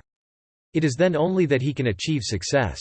He, indeed, is a true bhikshu who doth not support himself by any manual arts, who possesseth numerous accomplishments, who hath his passions under complete control, who is unconnected with worldly concerns, who sleepeth not under the shelter of a householder's roof, who is without wife, and who going a little way every day, travelleth over a large extent of the country. A learned man should adopt the vanaprastha mode of life after performance of the necessary rites, when he hath been able to control his appetites for enjoyment and desire of acquiring valuable possessions. When one dieth in the woods while leading the vanaprastha mode of life, he maketh his ancestors and the successors, numbering 10 generations including himself, mix with the divine essence. Ashtaka asked, how many kinds of munis are there, observers of the vow of the silence? Yayati answered, he is, indeed, a muni who, though dwelling in the woods, hath an inhabited place near, or who, though dwelling in an inhabited place, hath the woods near. Ashtaka inquired what is meant by muni. Yayati replied, a muni withdrawing himself from all worldly objects liveth in the woods. And though he might never seek to surround himself with those objects that are procurable in an inhabited place, he might yet obtain them all by virtue of his ascetic power. He may truly be said to dwell in the woods having an inhabited place near to himself. Again, a wise man withdrawn from all earthly objects, might live in a hamlet leading the life of a hermit. He may never exhibit the pride of family, birth or learning. Clad in the scantiest robes, he may yet regard himself as attired in the richest vestments. He may rest content with food just enough for the support of life. Such a person, though dwelling in an inhabited place, liveth yet in the woods. The person again, who, with passions under complete control, adopteth the vow of silence, refraining from action and entertaining no desire, achieveth success. Why shouldst thou not, indeed, reverence the man who liveth on clean food, who refraineth from ever injuring others, whose heart is ever pure, who stands in the splendor of ascetic attributes, who is free from the leaden weight of desire, who abstaineth from injury even when sanctioned by religion? Emaciated by austerities and reduced in flesh, marrow and blood, such a one conquereth not only this but the highest world. And when the muni sits in yoga meditation, becoming indifferent to happiness and misery, honor and insult, he then leaveth the world and enjoyeth communion with Brahma. When the muni taketh food like wine and other animals, i.e., without providing for it beforehand and without any relish, like a sleeping infant feeding on the mother's lap, then like the all-pervading spirit he becometh identified with the whole universe and attaineth to salvation. Adiparva Section 92. Ashtaka asked, who amongst these, O king, both exerting constantly like the sun and the moon, first attaineth to communion with Brahma, the ascetic or the man of knowledge? Yayati answered, the wise, with the help of the Vedas and of knowledge, having ascertained the visible universe to be illusory, instantly realizes the Supreme Spirit as the sole existent independent essence. while they that devote themselves to yoga meditation take time to acquire the same knowledge, for it is by practice alone that these latter divest themselves of the consciousness of quality. Hence the wise attain to salvation first. Then again, if the person devoted to yoga find not sufficient time in one life to attain success, being led astray by the attractions of the world, in his next life he is benefited by the progress already achieved, for he devoteth himself regretfully to the pursuit of success. But the man of knowledge ever beholdeth the indestructible unity, and is, therefore, though steeped in worldly enjoyments, never affected by them at heart. Therefore, there is nothing to impede his salvation. He, however, who faileth to attain to knowledge, should yet devote himself to piety as dependent on action, sacrifices and see. But he that devoteth himself to such piety, moved thereto by desire of salvation, can never achieve success. His sacrifices bear no fruit and partake of the nature of cruelty. Piety which is dependent on action that proceedeth not from the desire of fruit, is, in case of such men, yoga itself. Ashtaka said, O king, thou lookest like a young man. Thou art handsome and decked with a celestial garland. Thy splendor is great. Whence dost thou come and where dost thou go? Whose messenger art thou? Art thou going down into the earth? Yayati said, Fallen from heaven upon the loss of all my religious merits, I am doomed to enter the earth hell. Indeed, I shall go there after I have finished my discourse with you. Even now the regents of the points of the universe command me to hasten thither. And, O king, I have obtained it as a boon from Indra that though fall I must upon the earth, yet I should fall amidst the wise and the virtuous. Ye are all wise and virtuous that are assembled here. Ashtaka said, Thou art acquainted with everything. I ask thee, O king, are there any regions for myself to enjoy in heaven or in the firmament? If there be, then, thou shalt not fall, though falling. Yayati answered, O king, there are as many regions for thee to enjoy in heaven even as the number of kine and horses on earth with the animals in the wilderness and on the hills. Ashtaka said, If there are worlds for me to enjoy, as fruits of my religious merits, in heaven, O king, I give them all unto thee. Therefore, though falling, thou shalt not fall. Oh, take thou soon all those, wherever they be, in heaven or in the firmament. Let thy sorrow cease. Yayati answered, O best of kings, a Brahma knowing Brahmana alone can take in gift, but not one like ourselves. And, O monarch, I myself have given away to Brahmanas as one should. Let no man who is not a Brahmana and let not the wife of a learned Brahmana ever live in infamy by accepting gifts. While on earth, I ever desired to perform virtuous acts. Having never done so before, how shall I now accept a gift? Pratardana who was amongst them asked, O thou of the handsomest form, I am Pratardana by name. I ask thee if there are any worlds for me to enjoy as fruits of my religious merits, in heaven or the firmament. Answer me, thou art acquainted with everything. Yayati said, O king, numberless worlds, full of felicity, effulgent like the solar disk, and where woe can never dwell, await thee. If thou dwellest in each but for 7 days, they would not yet be exhausted. Pratardana said, These then I give unto thee. Therefore, though falling, thou must not fall. Let the worlds that are mine be thine, whether they be in the firmament or heaven. Oh, soon take them. Let thy woes cease. Yayati answered, O monarch, no king of equal energy should ever desire to receive as gift the religious merits of another king acquired by yoga austerities. And no king who is afflicted with calamity through the fates should, if wise, act in a censurable way. A king keeping his eye fixed forever on virtue should walk along the path of virtue like myself and, knowing what his duties are, should not act so meanly as thou directest. When others desirous of acquiring religious merits do not accept gifts, how can I do what they themselves do not? On the conclusion of this speech, that best of kings, Yayati, was then addressed by Vasumat in the following words.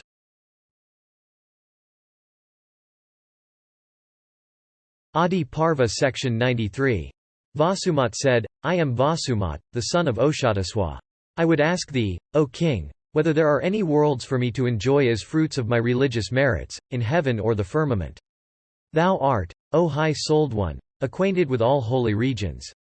Yayati answered, There are as many regions for thee to enjoy in heaven as the number of places in the firmament, the earth and the 10 points of the universe illumined by the sun. Vasumat then said, I give them to thee.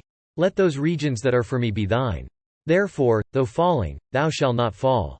If to accept them as gift be improper for thee, Then, O monarch, buy them for a straw." Yayati answered, "I do not remember having ever bought and sold anything unfairly. This has never been done by other kings. How shall I therefore do it?" Vasumat said, "If buying them, O king, be regarded by thee as improper, then take them as guilt from me.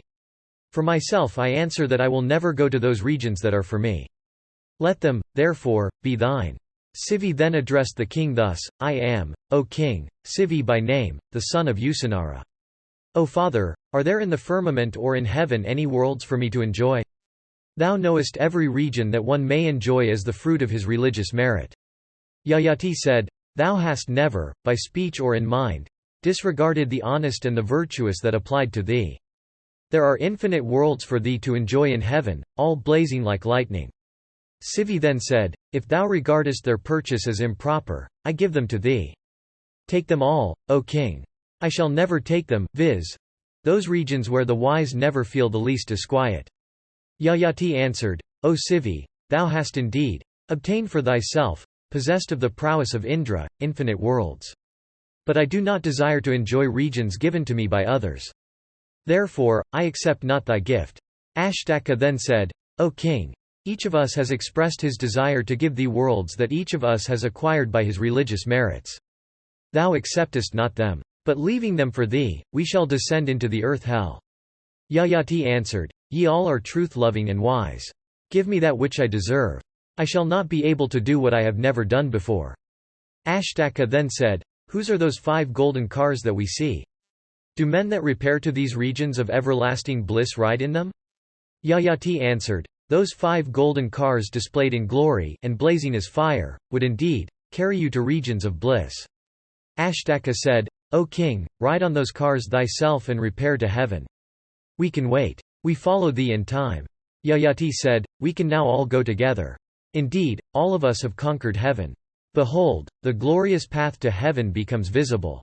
Vaisampayana continued, "Then all those excellent monarchs riding in those cars set out for heaven for gaining admittance into it, illuminating the whole firmament by the glory of their virtues."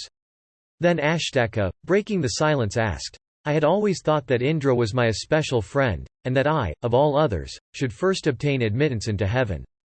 But how is it that Usanara's son, Sivi hath already left us behind?" Yayati answered, "This Usanara's son had given all he possessed for attaining to the region of Brahman. Therefore, is he the foremost among us.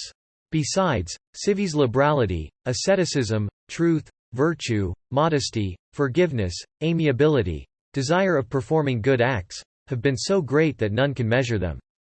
Vaisampayana continued, "After this, Ashtaka, impelled by curiosity, again asked his maternal grandfather resembling Indra himself, saying, 'O king, I ask thee, tell me truly, whence thou art, who thou art, and whose son? Is there any other Brahmana or Kshatriya who hath done what thou didst on earth?' Yayati answered, 'I tell thee truly, I am Yayati, the son of Nahusha and the father of Puru. I was lord of all the earth. Ye are my relatives. I tell thee truly, I am the maternal grandfather of you all.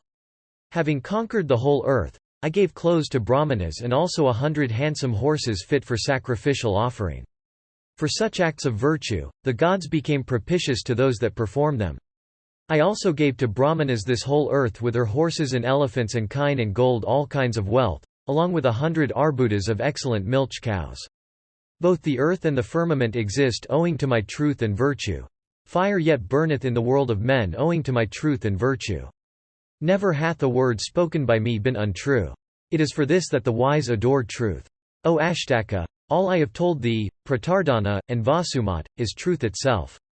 I know it for certain that the gods and the rishis and all the mansions of the blessed are adorable only because of truth that characterizeth them all. He that will without malice duly read unto good Brahmanas his account of our ascension to heaven shall himself attain to the same worlds with us." Vaisampayana continued, "It was thus that the illustrious king Yayati of high achievements, rescued by his collateral descendants, ascended to heaven, leaving the earth and covering the 3 worlds with the fame of his deeds."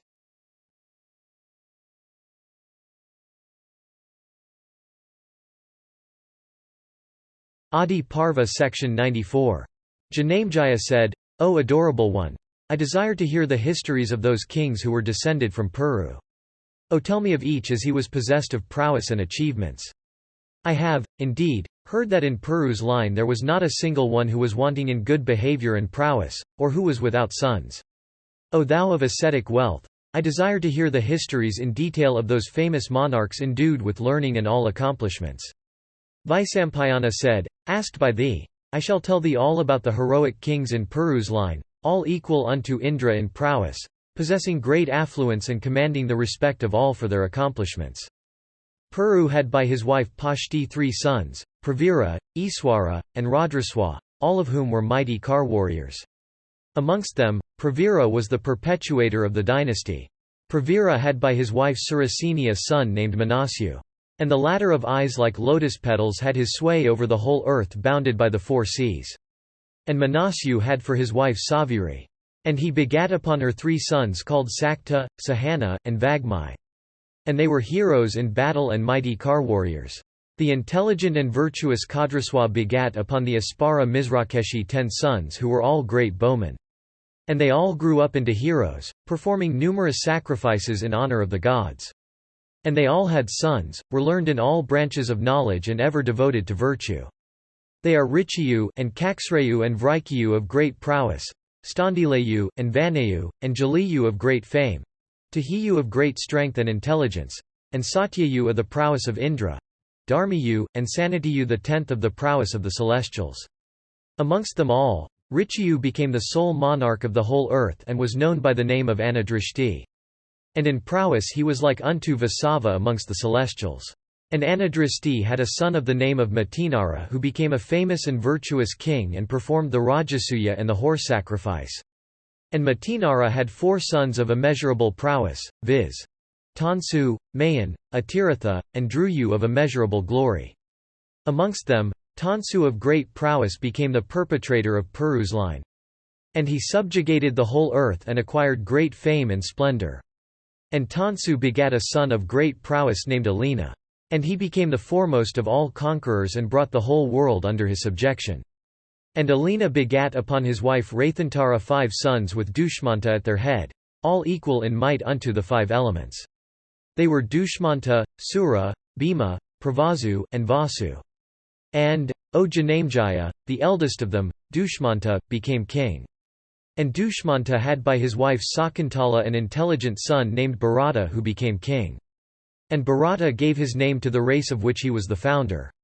And it is from him that the fame of that dynasty hath spread so wide. And Bharata begat upon his 3 wives 9 sons in all. But none of them were like their father, and so Bharata was not at all pleased with them. Their mothers, therefore, became angry and slew them all. The procreation of children by Bharata, therefore, became vain. The monarch then performed a great sacrifice and through the grace of Bharadvaya obtained a son named Bhumanyu.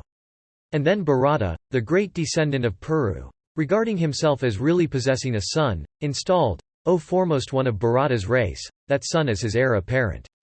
And Bhumanyu begat upon his wife, Pushkarini 6 sons named Suhotra, Suhatri, Suheva, Sujaya, Deviratha and Kichika. The eldest of them all, Suhotra, obtained the throne and performed many Rajasuyas and horse sacrifices. And Suhotra brought under his sway the whole earth surrounded by her belt of seas and full of elephants, kine and horses, and all her wealth of gems of gold.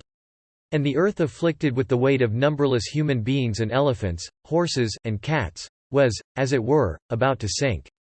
And during the virtuous reign of Suhotra the surface of the whole earth was dotted all over with hundreds and thousands, of sacrificial stakes. And the lord of the earth, Suhotra, begat, upon his wife Ikshaki 3 sons, viz. Ajamita, Samita, and Purumita. The eldest of them, Ajamita, was the perpetuator of the royal line.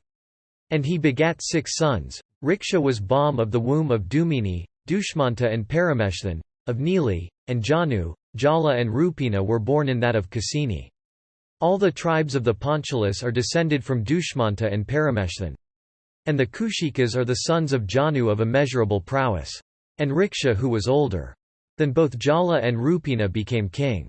And Riksha begat Samvarana, the perpetuator of the royal line. And, O king, it hath been heard by us that while Samvarana, the son of Riksha, was ruling the earth, there happened a great loss of people from famine, pestilence, drought, and disease. And the Bharata princes were beaten by the troops of enemies.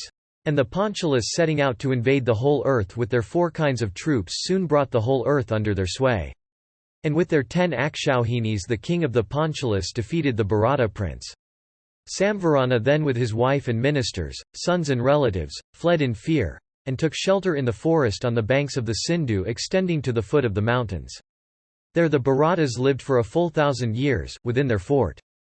And after they had lived there 1,000 years, one day the illustrious Rishi Vasishtha approached the exiled Bharatas, who, on going out, saluted the Rishi and worshipped him by the offer of arghya. And entertaining him with reverence, they represented everything unto that illustrious Rishi. And after he was seated on his seat, the king himself approached the Rishi and addressed him, saying, "Be thou our priest, O illustrious one. We will endeavour to regain our kingdom." And Vasishtha answered the Bharatas by saying, "Om," the sign of consent. It hath been heard by us that Vasishtha then installed the Bharata prince in the sovereignty of all the Kshatriyas on earth, making by virtue of his mantras this descendant of Puru the veritable horns of the wild bull or the tusks of the wild elephants. And the king retook the capital that had been taken away from him and once more made all monarchs pay tribute to him. The powerful Samvarana, thus installed once more in the actual sovereignty of the whole earth, performed many sacrifices at which the presents to the Brahmanas were great. Samvarana begat upon his wife, Tapati, the daughter of Surya, a son named Kuru. This Kuru was exceedingly virtuous, and therefore, he was installed on the throne by his people. It is after his name that the field called Kuru Jangala has become so famous in the world. Devoted to asceticism, he made that field, Kurukshetra, sacred by practicing asceticism there. And it has been heard by us that Kuru's highly intelligent wife, Vahini, brought forth 5 sons, viz. Avikshit, Bhavishyanta, Kshetraratha, Muni and the celebrated Janamejaya. And Avikshit begat Parikshit the powerful, Savalaswa, Adiraja, Viraja, Salmali of great physical strength, Uchaishravas, Bangakara and Jatari the 8th. In the race of these were born, as the fruit of their pious acts 7 mighty Kar warriors with Janamejaya at their head. And unto Parikshit were born sons who were all acquainted with the secrets of religion and profit. And they were named Kakshasena and Ugrasena, and Chitrasena endued with great energy, and Indrasena and Sushena and Bhimasena. And the sons of Janamejaya were all endued with great strength and became celebrated all over the world.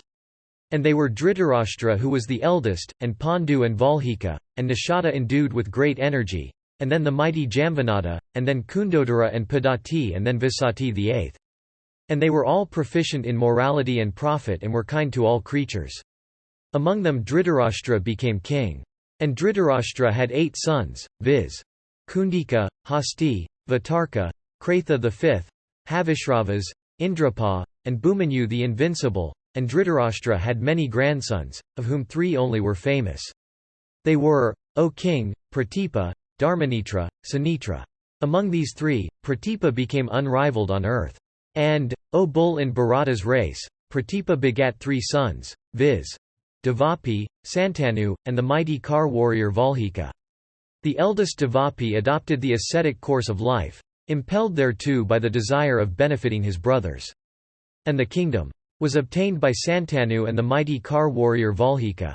O monarch, besides, there were Bham in the race of Bharata numberless other excellent monarchs endued with great energy and like unto the celestial rishis themselves in virtue and ascetic power. And so also in the race of Manu were Bham many mighty Kar warriors like unto the celestials themselves, who by their number swelled the Aila dynasty into gigantic proportions. Adiparva Section 95.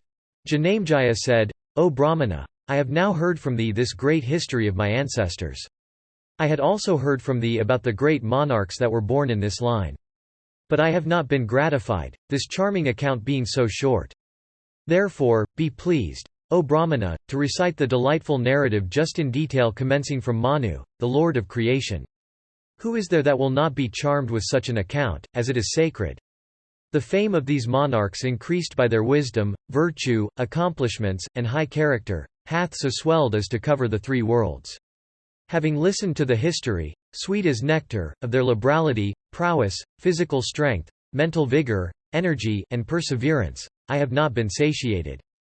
Vaisampayana said, "Hear then, O monarch, as I recite in full the auspicious account of thy own race just as I had heard it from Dwaipayana before. Daksha begat Aditi, and Aditi begat Vivaswat, and Vivaswat begat Manu, and Manu begat Ha, and Ha begat Puraravas. And Puraravas begat Ayas, and Ayas begat Nahusha, and Nahusha begat Yayati. And Yayati had 2 wives, viz. Devayani, the daughter of Usanas, and Sarmishta the daughter of Vrishaparvan." Here occurs a sloka regarding Yayati's descendants. Devayani gave birth to Yadu and Turvazu, and Vrishaparvan's daughter, Sarmishta, gave birth to Dmhyu, Anu, and Puru. And the descendants of Yadu are the Yadavas, and of Puru are the Pauravas. And Puru had a wife of the name of Kausalya, on whom he begat a son named Janamejaya, who performed 3 horse sacrifices and a sacrifice called Viswajit. And then he entered into the woods. And Janamejaya had married Ananta, the daughter of Madhava, and begat upon her a son called Prachanwa. And the prince was so called because he had conquered all the eastern countries up to the very confines of the region where the sun rises. And Prachanwa married Asmaki, a daughter of the Yadavas, and begat upon her a son named Sanyati. And Sanyati married Varangi, the daughter of Drishadwata, and begat upon her a son named Ahayanti. And Ahayanti married Banamati, the daughter of Kritavirya, and begat upon her a son named Sarvabhama. And Sarvabhama married Sunanda, the daughter of the Kakaya prince, having obtained her by force. And he begat upon her a son named Jayatsena, who married Sushrava, the daughter of the Vidarbha king, and begat upon her Avachina. And Avachina also married another princess of Vidarbha, Mariata by name. And he begat on her a son named Arahan. And Arahan married Anji and begat on her Mahabharata. And Mahabharata married Suyajna, the daughter of Prasenajit. And of her was born Ayutthanayi. And he was so called because he had performed a sacrifice at which the fat of an Ayutta, 10,000s, of male beings was required. And Ayutthanayi took for a wife Kama, the daughter of Pritosravas. And by her was Bam a son named Akrodana, who took to wife Karamba, the daughter of the king of Kalinga. And of her was born Devatithi, and Devatithi took for his wife Mariata, the princess of Videha. And of her was born a son named Arahan. And Arahan took to wife Sudeva, the princess of Anga, and upon her he begat a son named Riksha. And Riksha married Jawala, the daughter of Takshaka, and he begat upon her a son of the name of Matinara, who performed on the bank of Saraswati the 12 years sacrifice said to be so efficacious. On conclusion of the sacrifice, Saraswati appeared in person before the king and chose him for husband. And he begat upon her a son named Tansu. Here occurs a sloka descriptive of Tansu's descendants. Tansu was born of Saraswati by Matinara. And Tansu himself begat a son named Alina on his wife, the princess Kalingi. Alina begat on his wife Rathantari 5 sons, of whom Dushmanta was the eldest. And Dushmanta took to wife Sakuntala, the daughter of Viswamitra. And he begat on her a son named Bharata. Here occurs 2 slokas about Dushmanta's descendants. The mother is but the sheath of flesh in which the father begets the son. Indeed, the father himself is the son. Therefore, O Dushmanta, support thy son and insult not Sakuntala. O God among men, the father himself becoming the son rescueth himself from hell. Sakuntala hath truly said that thou art the author of this child's being. It is for this, i.e., because the king supported his child after hearing the above speech of the celestial messenger, that Sakuntala's son came to be called Bharata, the supported. And Bharata married Sunanda, the daughter of Sarvasena, the king of Kasi, and begat upon her the son named Bhumanyu. And Bhumanyu married Vijaya, the daughter of Dasarha.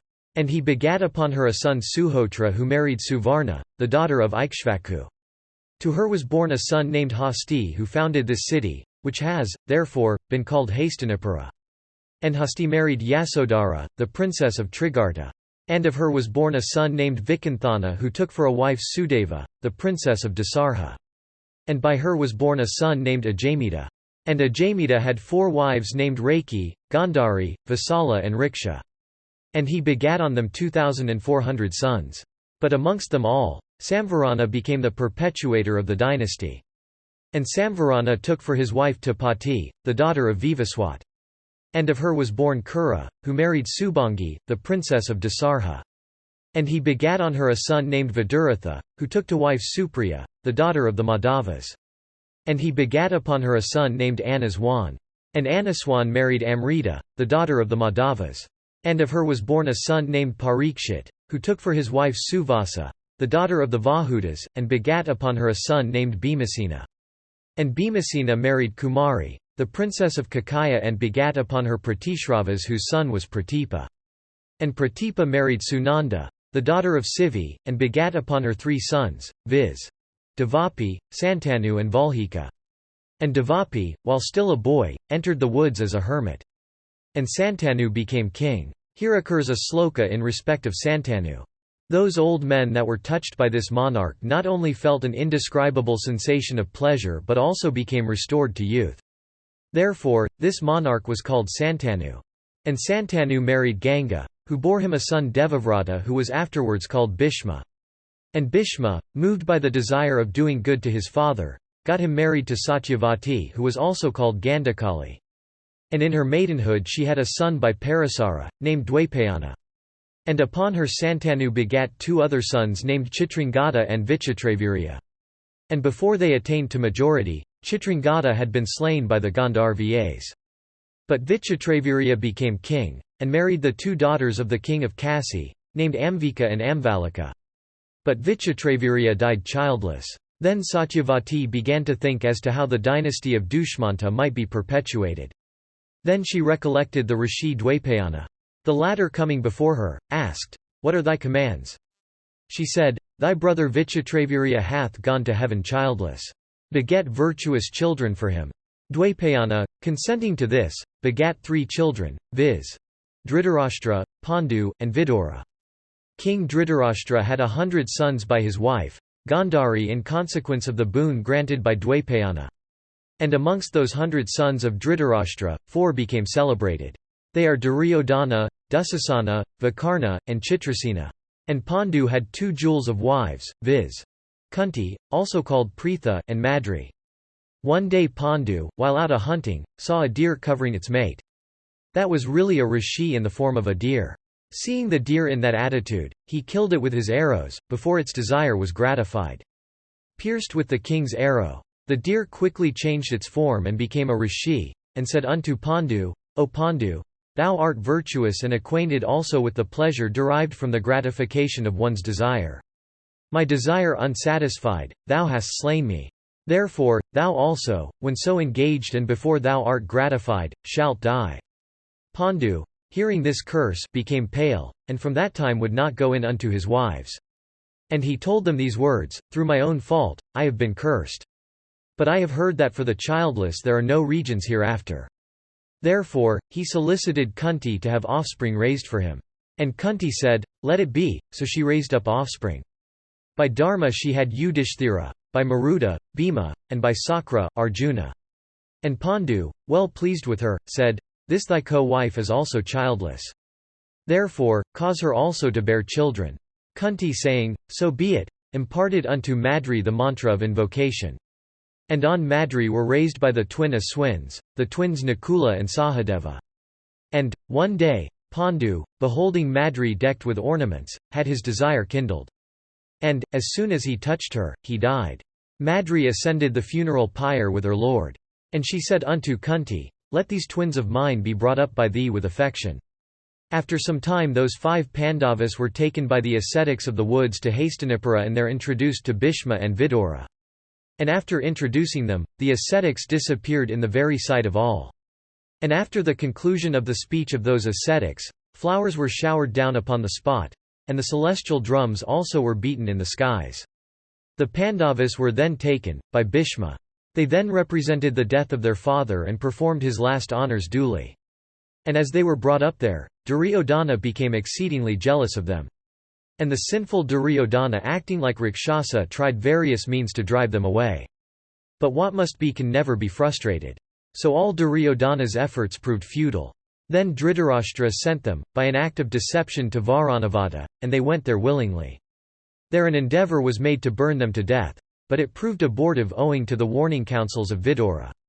After that the Pandavas slew Hidamva, and then they went to a town called Ekachakra. There also they slew a Rakshasa of the name of Vaka and then went to Panchala. And there obtaining Draupadi for a wife they returned to Hastinapura. And there they dwelt for some time in peace and begat children. And Yudhishthira begat Prati Vindhya, Bhima, Sudasoma, Arjuna, Srutakriti, Nakula, Satanika, and Sahadeva, Srutakarman. Besides these, Yudhishthira, having obtained for his wife Devika, the daughter of Gavasana of the Saivya tribe, in a self-choice ceremony, begat upon her a son named Yadeya. And Bhima also obtaining for a wife Valandhara, the daughter of the king of Kasi, offered his own prowess as dower and begat upon her a son named Sarvaga.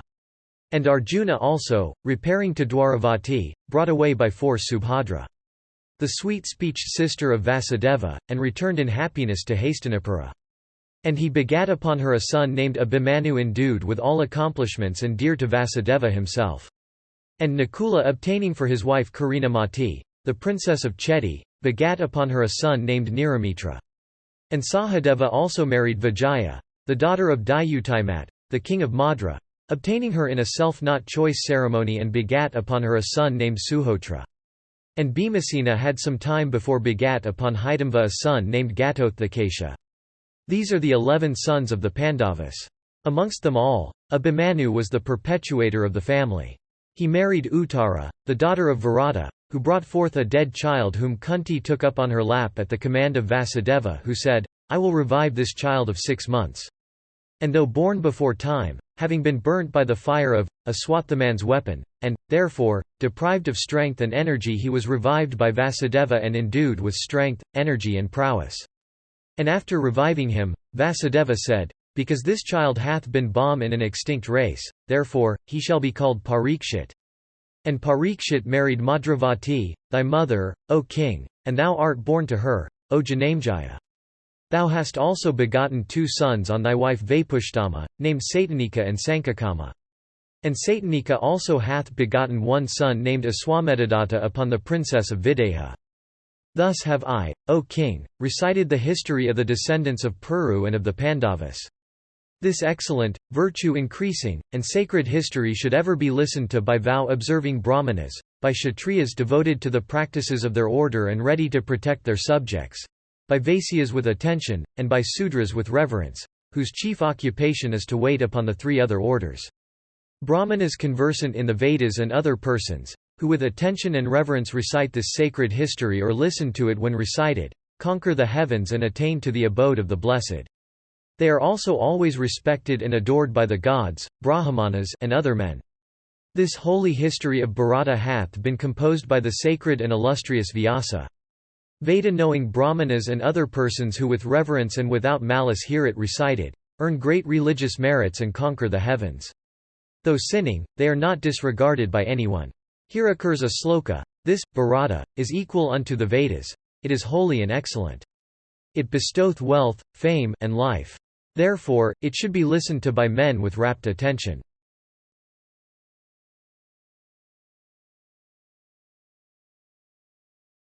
Adiparva Section 96. Vaisampayana said, "There was a king known by the name of Mahabhisha born in the race of Ikshvaku. He was the lord of all the earth, and was truthful in speech, and of true prowess. By 1,000 horse sacrifices and 100 rajasuyas he had gratified the chief of the celestials and ultimately attained to heaven. One day the celestials had assembled together and were worshipping Brahman. Many royal sages and King Mahabhisha also were present on the spot.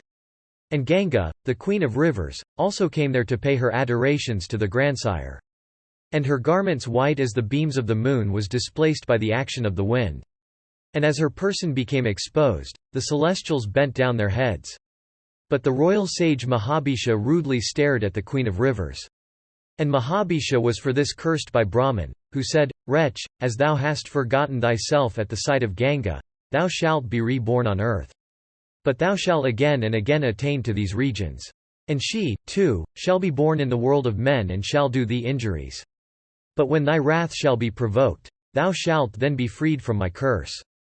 Vaisampayana continued, King Mahabhisha then recollecting all the monarchs and ascetics on earth, wished to be born as son to Pratipa of great prowess. And the queen of rivers, too, seeing King Mahabisha lose his firmness, went away, thinking of him wishfully. And on her way, she saw those dwellers in heaven, the Vasus, also pursuing the same path. And the Queen of Rivers, beholding them in the predicament, asked them, "Why look ye so dejected? Ye dwellers in heaven, is everything right with you?" Those celestials, the Vasus, answered her, saying, "O Queen of Rivers, we have been cursed, for a venial fault, by the illustrious Vasishtha in anger." The foremost of excellent rishis, Vasishtha, had been engaged in his twilight adorations, and seated as he was, he could not be seen by us. We crossed him in ignorance. Therefore, in wrath he hath cursed us, saying, "Be ye born among men." It is beyond our power to frustrate what hath been said by that utterance of Brahma. Therefore, O river, thyself becoming a human female, make us the Vasus, thy children. O amiable one, we are unwilling to enter the womb of any human female. Thus addressed, the Queen of Rivers told them, "Be it so," and asked them, "On earth, who is that foremost of men whom ye will make your father?" The Vasus replied, "On earth, unto Pratipa shall be born a son, Santanu, who will be a king of worldwide fame." Ganga then said, "Ye celestials, that is exactly my wish which ye sinless ones have expressed. I shall, indeed, do good to that Santanu. That is also your desire as just expressed." The Vasus then said, "It behoveth thee to throw thy children after birth, into the water, so that, O thou of three courses, celestial, terrestrial, and subterranean, we may be rescued soon without having to live on earth for any length of time." Ganga then answered, "I shall do what ye desire. But in order that his intercourse with me may not be entirely fruitless, provide ye that one son at least may live." The Vasus then replied, "We shall each contribute an eighth part of our respective energies with the sum thereof. Thou shalt have one son according to thy and his wishes. But this son shall not begat any children on earth. Therefore, that son of thine endued with great energy, shall be childless." The Vasus, making this arrangement with Ganga, went away without waiting to the place they liked. Adiparva section 97. Vaisampayana said, "There was a king of the name of Pratipa, who was kind to all creatures. He spent many years in ascetic penances at the source of the river Ganga. The accomplished and lovely Ganga, one day, assuming the form of a beautiful female, and rising from the waters, made up to the monarch. The celestial maiden, endued with ravishing beauty, approached the royal sage engaged in ascetic austerities, and sat upon his right thigh that was, for manly strength, a veritable solitary. When the maiden of handsome face had so sat upon his lap, the monarch said unto her, O amiable one, what dost thou desire? What shall I do? The damsel answered, I desire thee, O king, for my husband. O foremost one of the Kurus, be mine. To refuse a woman coming of her own accord is never applauded by the wise.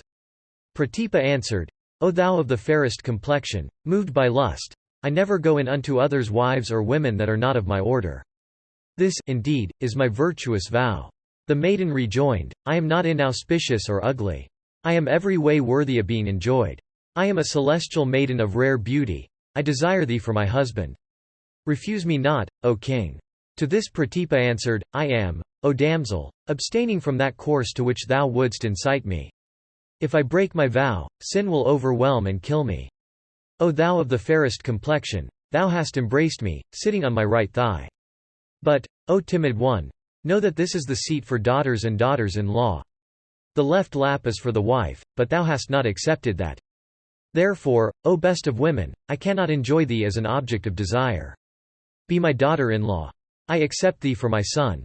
The damsel then said, O virtuous one, let it be as thou sayest. Let me be united with thy son. From my respect for thee, I shall be a wife of the celebrated Bharata race. Ye, of the Bharata race, are the refuge of all the monarchs on earth. I am incapable of numbering the virtues of this race even within 100 years. The greatness and goodness of many celebrated monarchs of this race are limitless. O Lord of all, let it be understood now that when I become thy daughter-in-law, thy son shall not be able to judge of the propriety of my acts. Living thus with thy son, I shall do good to him and increase his happiness. And he shall finally attain to heaven in consequence of the sons I shall bear him, and of his virtues and good conduct. Vaisampayana continued, O king, having said so, the celestial damsel disappeared then and there. And the king, too, waited for the birth of his son in order to fulfill his promise. About this time Pratipa, that light of the Kuru race, that bull amongst Kshatriyas, was engaged, along with his wife, in austerities from desire of offspring. And when they had grown old, a son was born unto them. This was no other than Mahabhisha.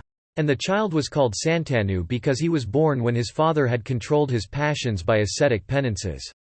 And the best of Kurus, Santanu, knowing that region of indestructible bliss can be acquired by one's deeds alone, became devoted to virtue. When Santanu grew up into a youth, Pratipa addressed him and said, "Some time ago, O Santanu, a celestial damsel came to me for thy good. If thou meetest that fair complexioned one in secret, and if she solicit thee for children, accept her as thy wife.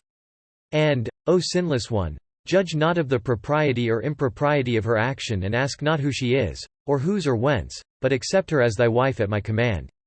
Vaisampayana continued, Pratipa, having thus commanded his son Santanu and installed him on his throne, retired into the woods. And King Santanu, endued with great intelligence and equal unto Indra himself in splendor, became addicted to hunting and passed much of his time in the woods. And the best of monarchs always slew deer and buffaloes. And one day, as he was wandering along the bank of the Ganges, he came upon a region frequented by Siddhas and Sharanas. And there he saw a lovely maiden of blazing beauty and like unto another Shri herself, of faultless and pearly teeth and decked with celestial ornaments, and attired in garments of fine texture that resembled in splendor the filaments of the lotus. And the monarch, on beholding that damsel, became surprised, and his raptures produced instant horripilation. With steadfast gaze he seemed to be drinking her charms, but repeated draughts failed to quench his thirst. The damsel also, beholding the monarch of blazing splendor moving about in great agitation, was moved herself and experienced an affection for him. She gazed and longed to gaze on him evermore. The monarch then in soft words addressed her and said, "O slender-waisted one, be thou a goddess or the daughter of a Danava? Be thou of the race of the Gandharvas, or Asparas? Be thou of the Yakshas or the Nagas, or be thou of human origin? O thou of celestial beauty, I solicit thee to be my wife." Adiparva Section 98.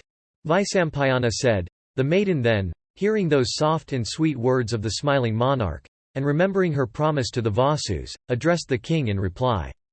Of faultless features, the damsel, sending a thrill of pleasure into the heart by every word she uttered, said, O king, I shall become thy wife and obey thy commands. But, O monarch, thou must not interfere with me in anything I do, be it agreeable or disagreeable. Nor shall thou ever address me unkindly. As long as thou shalt behave kindly, I promise to live with thee. But I shall certainly leave thee the moment thou interferest with me or speakest to me an unkind word." The king answered, "Be it so." And thereupon the damsel, obtaining that excellent monarch, that foremost one of the Bharata race, for her husband, became highly pleased. And King Santanu also, obtaining her for his wife, enjoyed to the full the pleasure of her company. And adhering to his promise, he refrained from asking her anything. And the Lord of Earth, Santanu, became exceedingly gratified with her conduct, beauty, magnanimity, and attention to his comforts. And the goddess Ganga also, of three courses, celestial, terrestrial, and subterranean, assuming a human form of superior complexion and endued with celestial beauty, lived happily as the wife of Santanu, having as the fruit of her virtuous acts, obtained for her husband, that tiger among kings equal unto Indra himself in splendor.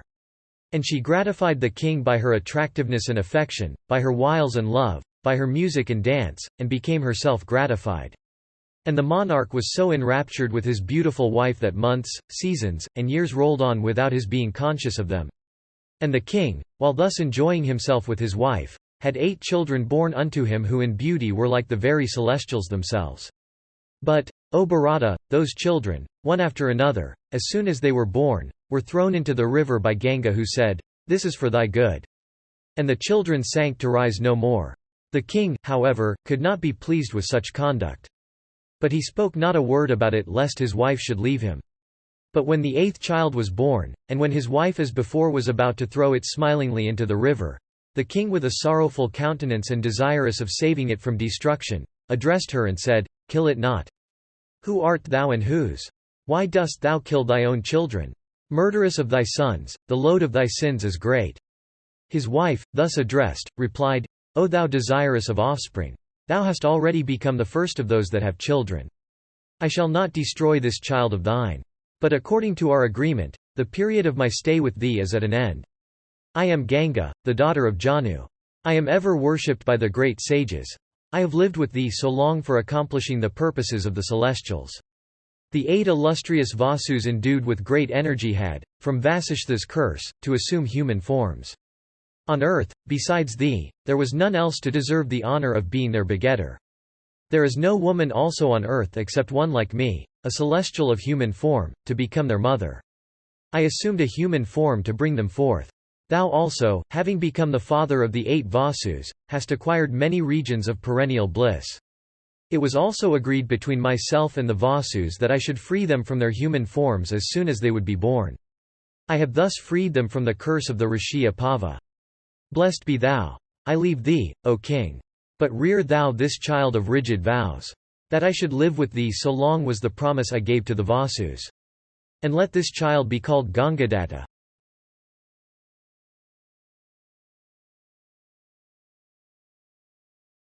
Adiparva Section 99. Santanu asked, what was the fault of the Vasus and who was Apava, through whose curse the Vasus had to be born among men? What also hath this child of thine, Gangadatta, done for which he shall have to live among men? Why also were the Vasus, the lords of the 3 worlds, condemned to be born amongst men? O daughter of Janu, tell me all. Vaisampayana continued, thus addressed, the celestial daughter of Janu, Ganga, then replied unto the monarch, her husband, that bull amongst men, saying, O best of Bharata's race, he who was obtained as son by Varuna was called Vasishtha, the Muni who afterwards came to be known as Apava. He had his asylum on the breast of the king of mountains called Meru. The spot was sacred and abounded with birds and beasts. And there bloomed at all times of the year flowers of every season. And, O best of Bharata's race, that foremost of virtuous men, the son of Varuna, practiced his ascetic penances in those woods abounding with sweet roots and water.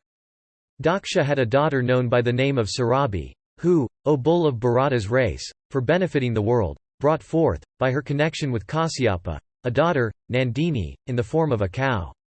That foremost of all kine, Nandini, was the cow of plenty, capable of granting every desire. The virtuous son of Varuna obtained Nandini for his homerites. And Nandini, dwelling in that hermitage which was adored by munis, roamed about fearlessly in those sacred and delightful woods. One day, O bull of Bharata's race, there came into those woods adored by the gods and celestial rishis, the Vasus with Prithu at their head. And wandering there with their wives, they enjoyed themselves in those delightful woods and mountains. And as they wandered there, the slender-waisted wife of one of the Vasus, O thou of the prowess of Indra, saw in those woods Nandini, the cow of plenty. And seeing that cow possessing the wealth of all accomplishments, large eyes, full udders, fine tail, beautiful hoofs, and every other auspicious sign, and yielding much milk, she showed the animal to her husband Dyu. O thou of the prowess of the first of elephants, when Dyu was shown that cow, he began to admire her several qualities and addressing his wife, said, O black-eyed girl of fair thighs, this excellent cow belongeth to that rishi whose is this delightful asylum. O slender-waisted one, that mortal who drinketh the sweet milk of this cow remaineth in unchanged youth for 10,000 years. O best of monarchs, hearing this, the slender-waisted goddess of faultless features then addressed her lord a blazing splendor and said, There is on earth a friend of mine, Jitavati by name, possessed of great beauty and youth. She is the daughter of that god among men, the royal sage Usanara, endued with intelligence and devoted to truth. I desire to have this cow, O illustrious one, with her calf for that friend of mine. Therefore, O best of celestials, bring that cow so that my friend drinking of her milk may alone become on earth free from disease and decrepitude. O illustrious and blameless one, it behoveth thee to grant me this desire of mine. There is nothing that would be more agreeable to me. On hearing these words of his wife, Dyu, moved by the desire of humoring her, stole that cow, aided by his brothers Prithu and the others. Indeed, Dyu, commanded by his lotus-eyed wife, did her bidding, forgetting at the moment the high ascetic merits of the rishi who owned her. He did not think at the time that he was going to fall by committing the sin of stealing the cow. When the son of Varuna returned to his asylum in the evening with fruits he had collected, he beheld not the cow with her calf there. He began to search for them in the woods, But when the great ascetic of superior intelligence found not his cow on search, he saw by his ascetic vision that she had been stolen by the Vasus. His wrath was instantly kindled and he cursed the Vasus, saying, "Because the Vasus have stolen my cow of sweet milk and handsome tail, therefore, shall they certainly be balm on earth. O thou bull of Bharata's race!" The illustrious Rishi Apava thus cursed the Vasus in wrath. And having cursed them, the illustrious one set his heart once more on ascetic meditation. And after that Brahmarshi of great power and ascetic wealth had thus in wrath cursed the Vasus, the latter, O king, coming to know of it, speedily came into his asylum. And addressing the Rishi, O bull among kings, they endeavoured to pacify him. But they failed, O tiger among men, to obtain grace from Apava, that Rishi conversant, with all rules of virtue. The virtuous Apava, however, said, "Ye Vasus, with Dava and others, ye have been cursed by me. But ye shall be freed from my curse within a year of your birth among men. But he for whose deed ye have been cursed by me he, viz. Dyu, shall for his sinful act, have to dwell on earth for a length of time. I shall not make futile the words I have uttered in wrath. Dyu, though dwelling on earth, shall not beget children. He shall, however, be virtuous and conversant with the Scriptures. He shall be an obedient son to his father, but he shall have to abstain from the pleasure of female companionship." Thus addressing the Vasus, the great Rishi went away. The Vasus then together came to me. And, O king, they begged of me the boon that as soon as they would be born, I should throw them into the water. And, O best of kings, I did as they desired, in order to free them from their earthly life. And O best of kings, from the Rishi's curse, this one only, viz. Dyu, himself, is to live on earth for some time. Vaisampayana continued, having said this, the goddess disappeared then and there. And taking with her the child, she went away to the region she chose. And that child of Santanu was named both Gangya and Devavrata and excelled his father in all accomplishments. Santanu, after the disappearance of his wife, returned to his capital with a sorrowful heart. I shall now recount to thee the many virtues and the great good fortune of the illustrious King Santanu of the Bharata race. Indeed, it is this splendid history that is called the Mahabharata.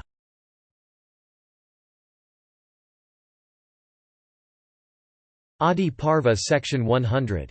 Vaisampayana said, the monarch Santanu, the most adored of the gods and royal sages, was known in all the worlds for his wisdom, virtues, and truthfulness of speech. The qualities of self-control, liberality, forgiveness, intelligence, modesty, patience and superior energy ever dwelt in that bull among men, viz. Santanu, that great being endued with these accomplishments and conversant with both religion and profit. The monarch was at once the protector of the Bharata race and all human beings. His neck was marked with 3 lines, like a conch shell. His shoulders were broad, and he resembled in prowess an infuriated elephant. It would seem that all the auspicious signs of royalty dwelt in his person, considering that to be their fittest abode. Men, seeing the behavior of that monarch of great achievements, came to know that virtue was ever superior to pleasure and profit. These were the attributes that dwelt in that great being, that bull among men, Santanu. And truly there was never a king like Santanu. All the kings of the earth, beholding him devoted to virtue, bestowed upon that foremost of virtuous men the title of King of Kings. And all the kings of the earth during the time of that Lord Protector of the Bharata race, were without woe and fear and anxiety of any kind. And they all slept in peace, rising from bed every morning after happy dreams. And owing to that monarch of splendid achievements resembling Indra himself in energy, all the kings of the earth became virtuous and devoted to liberality, religious acts and sacrifices. And when the earth was ruled by Santanu and other monarchs like him, the religious merits of every order increased very greatly. The Kshatriyas served the Brahmanas. The Vaisyas waited upon the Kshatriyas, and the Sudras adoring the Brahmanas and the Kshatriyas, waited upon the Vaisyas. And Santanu residing in Hastinapura, the delightful capital of the Kurus, ruled the whole earth bounded by seas. He was truthful and guileless, and like the king of the celestials himself conversant with the dictates of virtue. And from the combination in him of liberality, religion and asceticism, he acquired a great good fortune. He was free from anger and malice, and was handsome in person like Soma himself. In splendor he was like the sun and in impetuosity of valor like Vayu. In wrath he was like Yama, and in patience like the earth. And, O king, while Santanu ruled the earth, no deer, boars, birds, or other animals were needlessly slain. In his dominions the great virtue of kindness to all creatures prevailed, and the king himself, with the soul of mercy, and void of desire and wrath, extended equal protection unto all creatures. Then sacrifices in honor of the gods, the rishis and pitris commenced, and no creature was deprived of life sinfully. And Santanu was the king and father of all, of those that were miserable and those that had no protectors, of birds and beasts, in fact, of every created thing. And during the rule of the best of Kurus, of that king of kings, speech became united with truth, and the minds of men were directed towards liberality and virtue. And Santanu, having enjoyed domestic felicity for 36 years, retired into the woods. And Santanu's son, the Vasu born of Ganga, named Devavrata, resembled Santanu himself in personal beauty, in habits and behavior, and in learning. And in all branches of knowledge, worldly or spiritual, his skill was very great. His strength and energy were extraordinary. He became a mighty car warrior. In fact, he was a great king. One day, while pursuing along the banks of the Ganges a deer that he had struck with his arrow, King Santanu observed that the river had become shallow. On observing this, that bull among men, viz. Santanu, began to reflect upon this strange phenomenon. He mentally asked why that first of rivers ran out so quickly as before. And while seeking for a cause, the illustrious monarch beheld that a youth of great comeliness, well-built and amiable person, like Indra himself, had, by his keen celestial weapon, checked the flow of the river. And the king, beholding this extraordinary feat of the river Ganga having been checked in her course near where that youth stood, became very much surprised. This youth was no other than Santanu's son himself. But as Santanu had seen his son only once a few moments after his birth, he had not sufficient recollection to identify that infant with the youth before his eyes. The youth, however, seeing his father, knew him at once, but instead of disclosing himself, he clouded the king's perception by his celestial powers of illusion and disappeared in his very sight. King Santanu, wondering much at what he saw and imagining the youth to be his own son, then addressed Ganga and said, "Show me that child." Ganga, thus addressed, assuming a beautiful form, and holding the boy decked with ornaments in her right arm, showed him to Santanu. And Santanu did not recognize that beautiful female bedecked with ornaments and attired in fine robes of white, although he had known her before. And Ganga said, "O tiger among men, that eighth son whom thou hadst some time before begat upon me is this. Know that this excellent child is conversant with all weapons, O monarch, take him now. I have reared him with care. And go home, O tiger among men, taking him with thee. Endued with superior intelligence, he has studied with Vasishtha the entire Vedas with their branches. Skilled in all weapons and a mighty bowman, he is like Indra in battle. And, O Bharata, both the gods and the asuras look upon him with favour. Whatever branches of knowledge are known to Usanas, this one knoweth completely. And so is he the master of all those sastras that the son of Angiras, Vrihaspati, adored by the gods and the asuras, knoweth. And all the weapons known to the powerful and invincible Rama, the son of Jamadagni, are known to this thy illustrious son of mighty arms. O king of superior courage, take this thy own heroic child given unto thee by me. He is a mighty bowman and conversant with the interpretation of all treatises on the duties of a king." Thus commanded by Ganga, Santanu took his child resembling the sun himself in glory and returned to his capital. And having reached his city that was like unto the celestial capital, that monarch of Puru's line regarded himself greatly fortunate. And having summoned all the Pauravas together, for the protection of his kingdom he installed his son as his heir apparent. And O bull of Bharata's race, the prince soon gratified by his behavior his father and the other members of the Paurava race, in fact, all the subjects of the kingdom. And the king of incomparable prowess lived happily with that son of his. 4 years had thus passed away, when the king one day went into the woods on the bank of the Yamuna.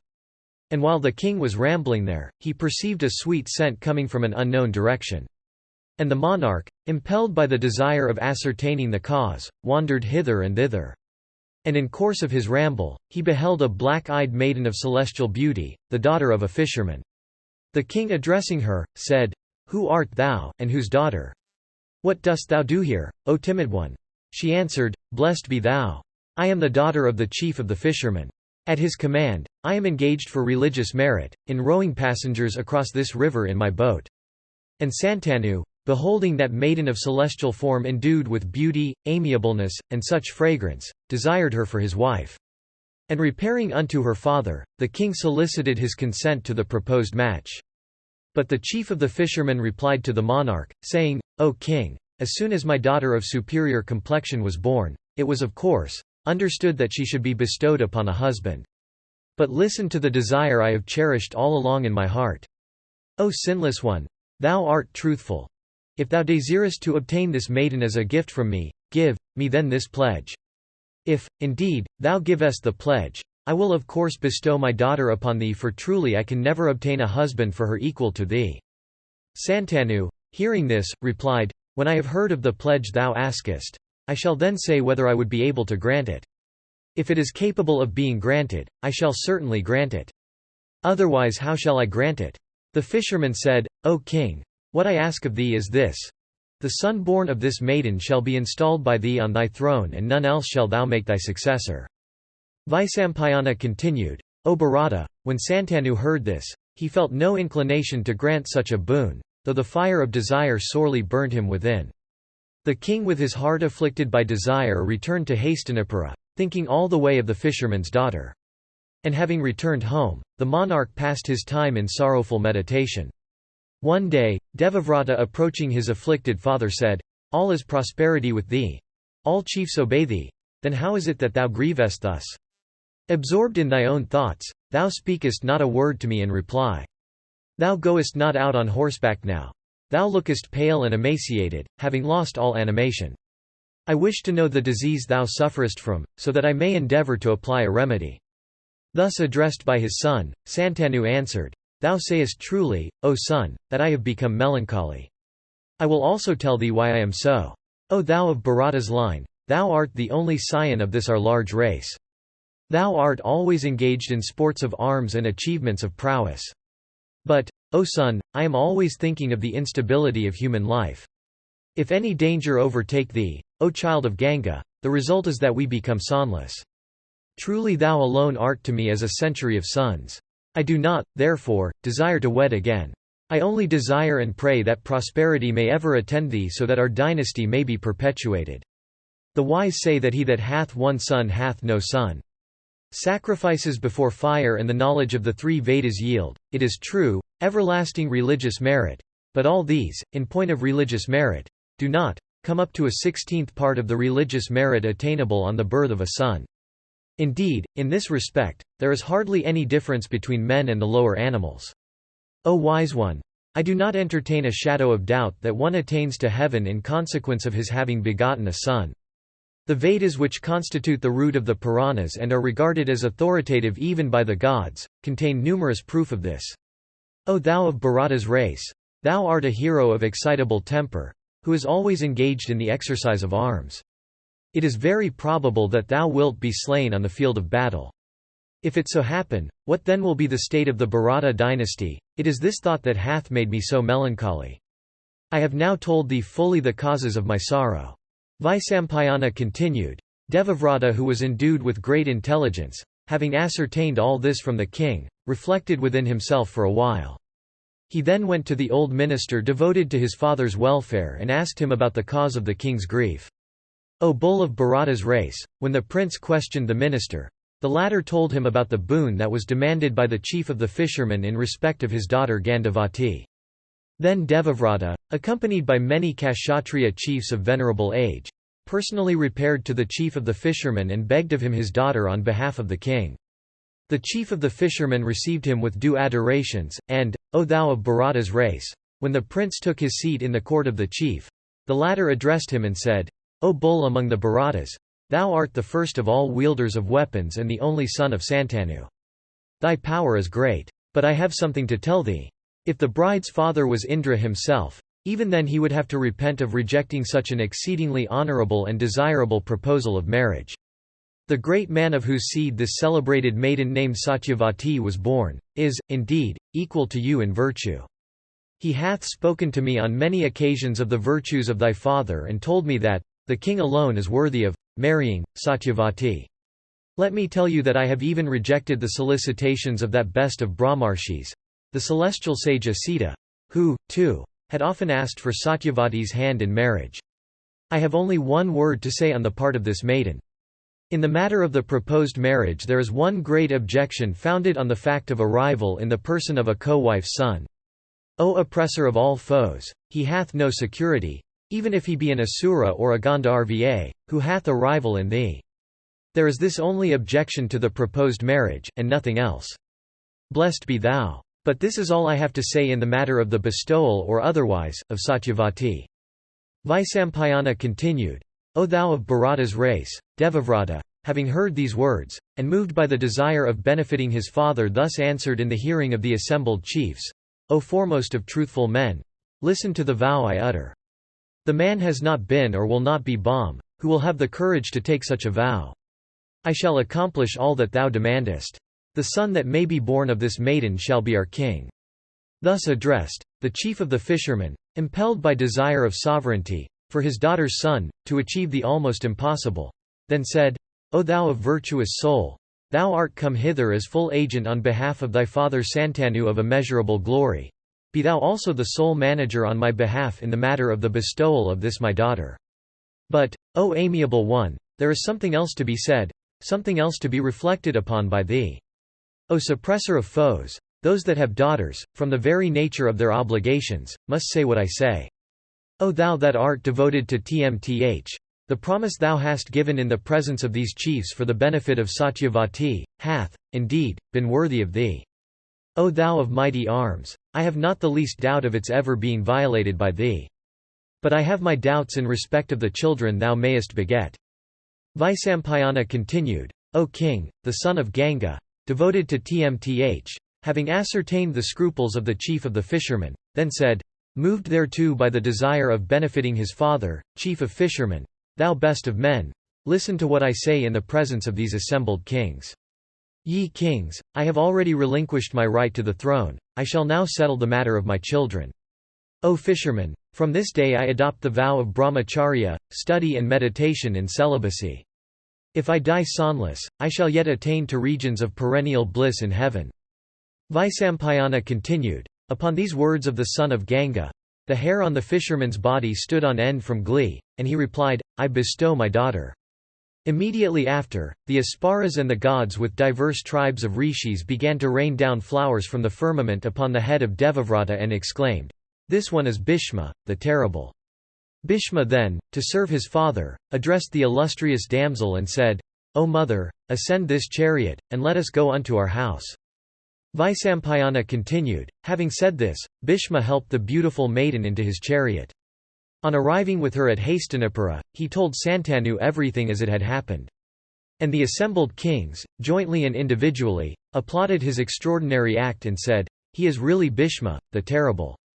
And Santanu also, hearing of the extraordinary achievements of his son, became highly gratified and bestowed upon the high-souled prince the boon of death at will, saying, Death shall never come to thee as long as thou desirest to live. Truly death shall approach thee, O sinless one, having first obtained thy command.